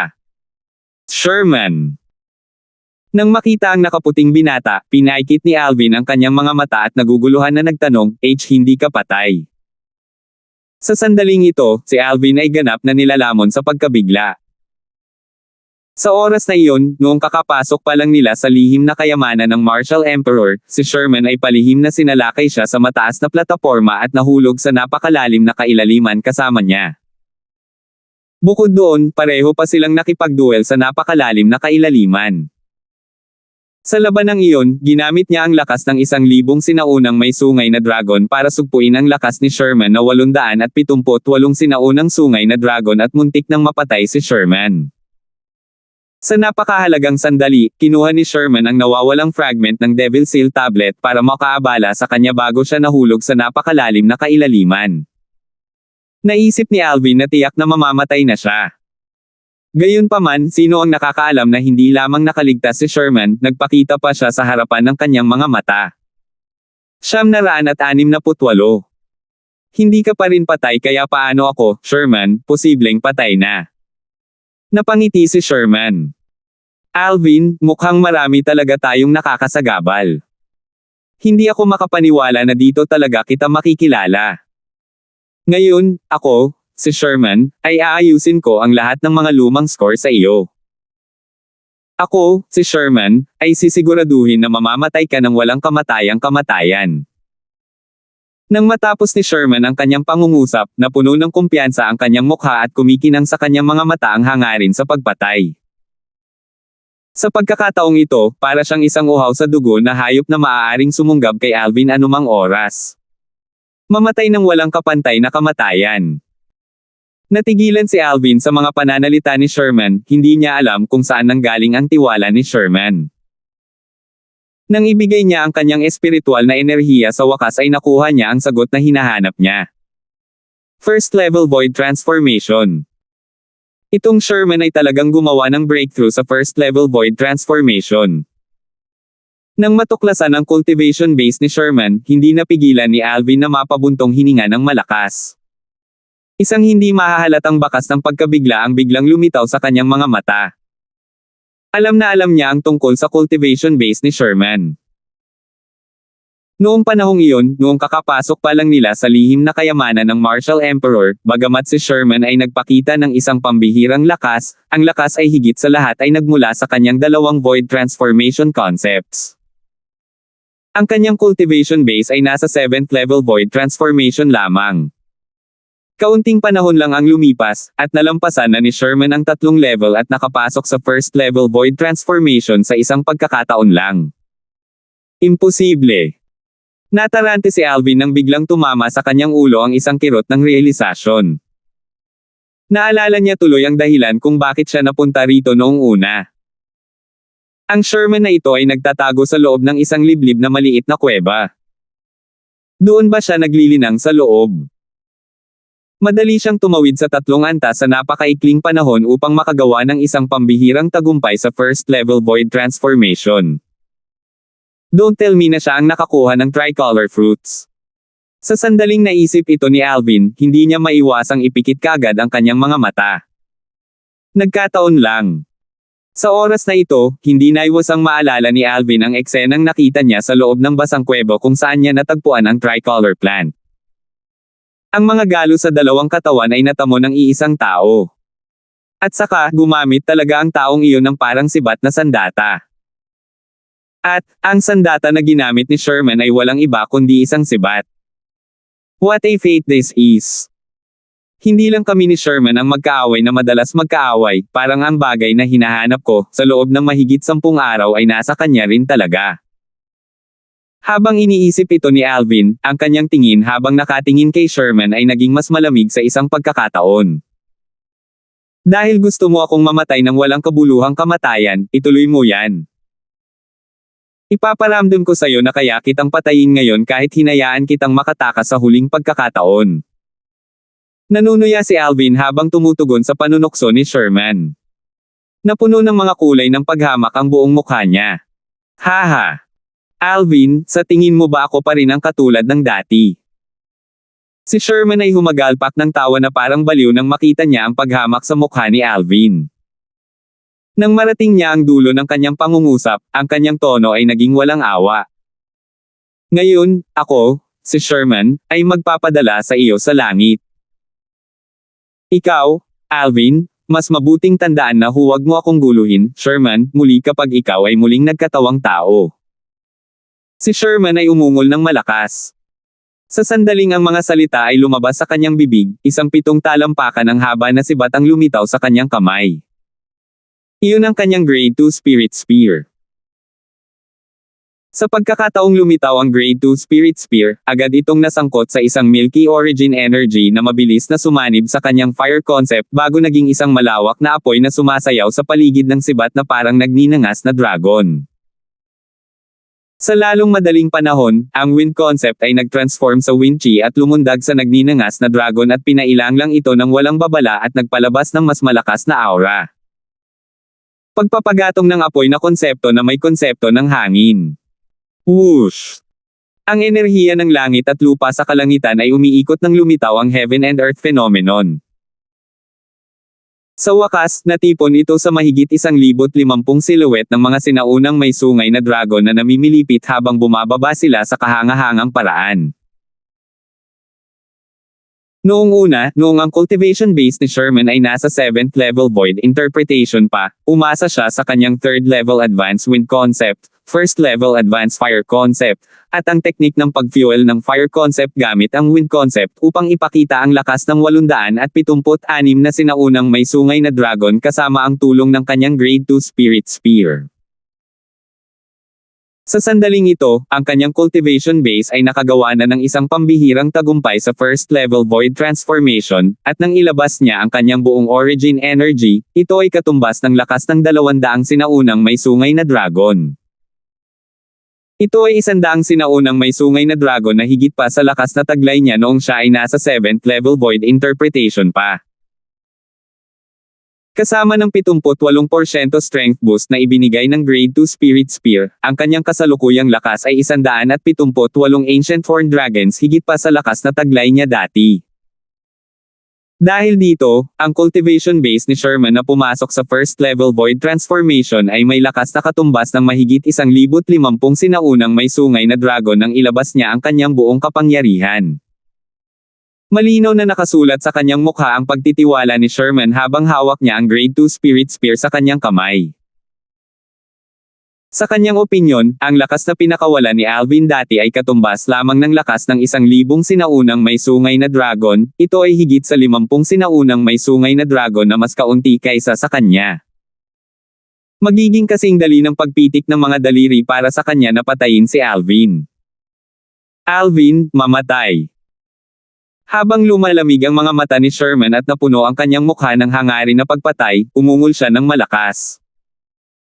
Ang Grade 2 Spirit Spear na naka-intertwine sa wind and fire energy ay biglang nanginginig habang tumutusok ito kay Alvin.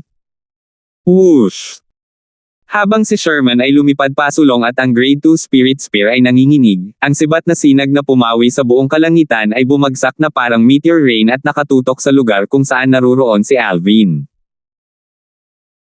Sa pagharap sa malawak na sinag ng sibat na pumawi sa kalangitan, hindi man lang kumikibo si Alvin habang tinanong niya ang kanyang ekspresyon na hindi nagbabago, hindi na kayo katulad ng dati kaya bakit iniisip mo na katulad pa rin ako ng dati kong pagkatao? Nagdadrama ka lang.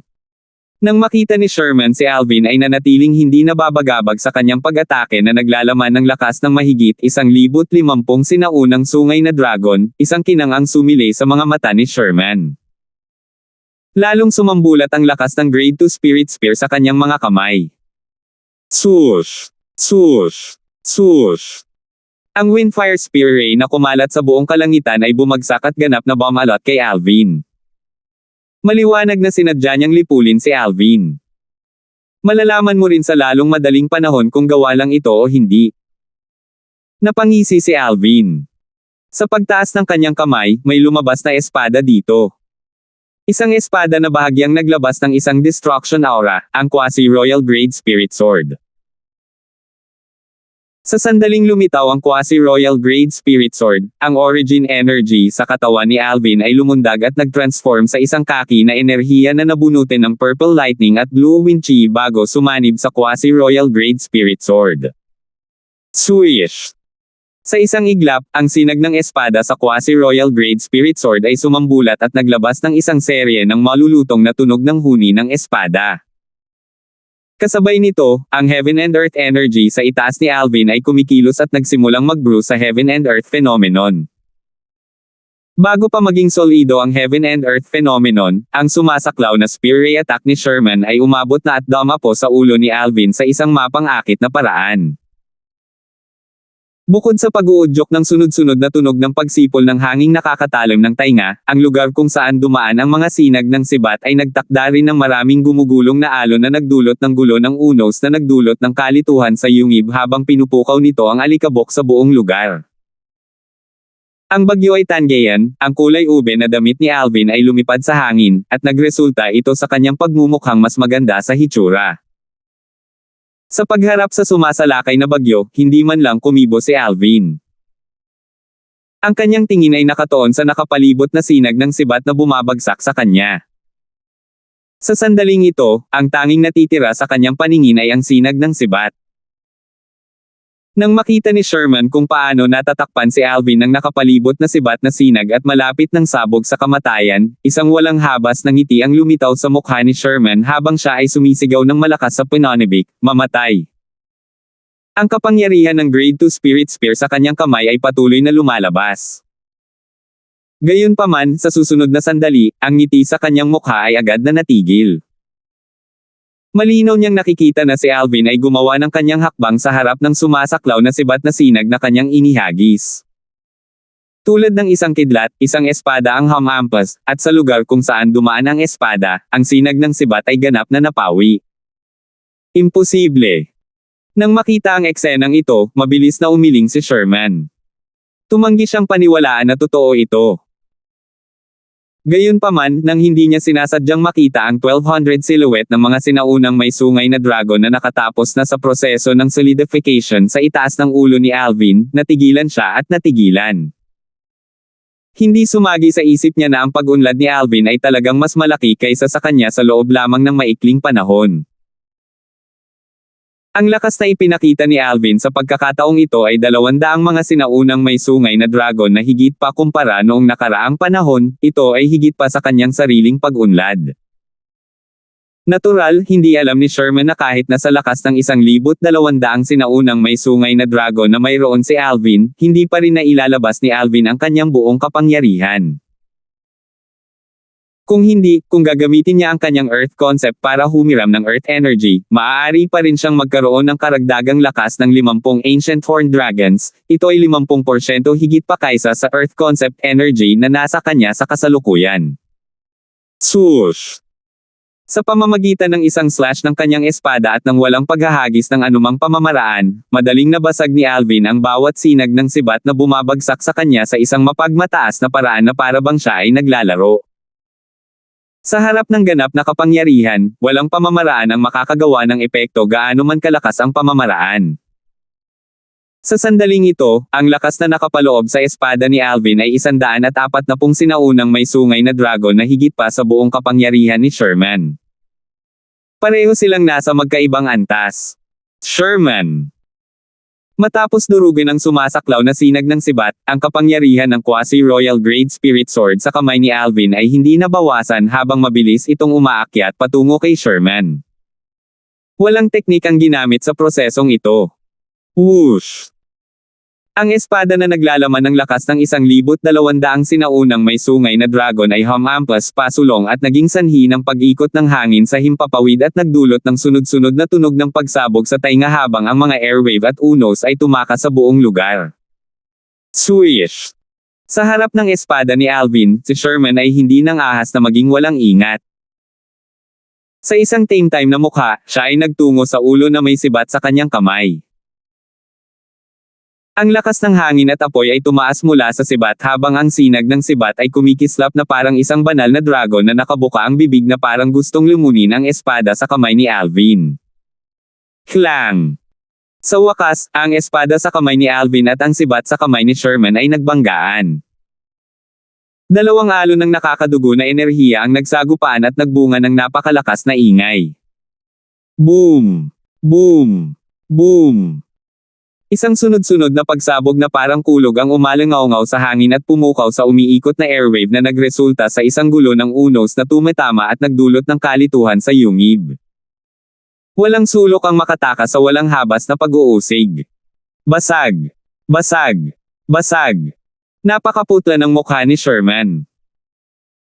Nanginig ang kanyang katawan nang walang babala nang magsimulang lumitaw ang hindi mabilang na mga bitek mula sa lugar kung saan nakatayo ang kanyang mga paa na parang isang nakakatakot na sapot ng gagamba. Sa kabilang banda, si Alvin ay lumipad pababa sa mas mababang altitude na may kalmadong tingin sa kanyang mukha bago niya casual na ginamit ang quasi-royal grade sa kanyang kamay upang hadlangan ang dulo ng grade 2 spirit spear sa kamay ni Sherman. Scram! Bigla na lang, umungal si Alvin ng malakas habang ang quasi-royal grade spirit sword sa kanyang kamay ay sumambulat ng napakalakas bago walisin at binalot ng buo si Sherman na parang pagdurog ng mga patay na dahon. Wham! Sa susunod na sanday, lumipad palabas si Sherman kasama ang kanyang sibat at pilit na hinampas ang pader sa gilid ng yungib. Pagkalapag niya sa lupa, nakatayo lang siya ng matatag sa tulong ng spirit spear sa kanyang kamay bilang suporta. Salamat po at sinamahan ninyo ako, ingat lagi mga master.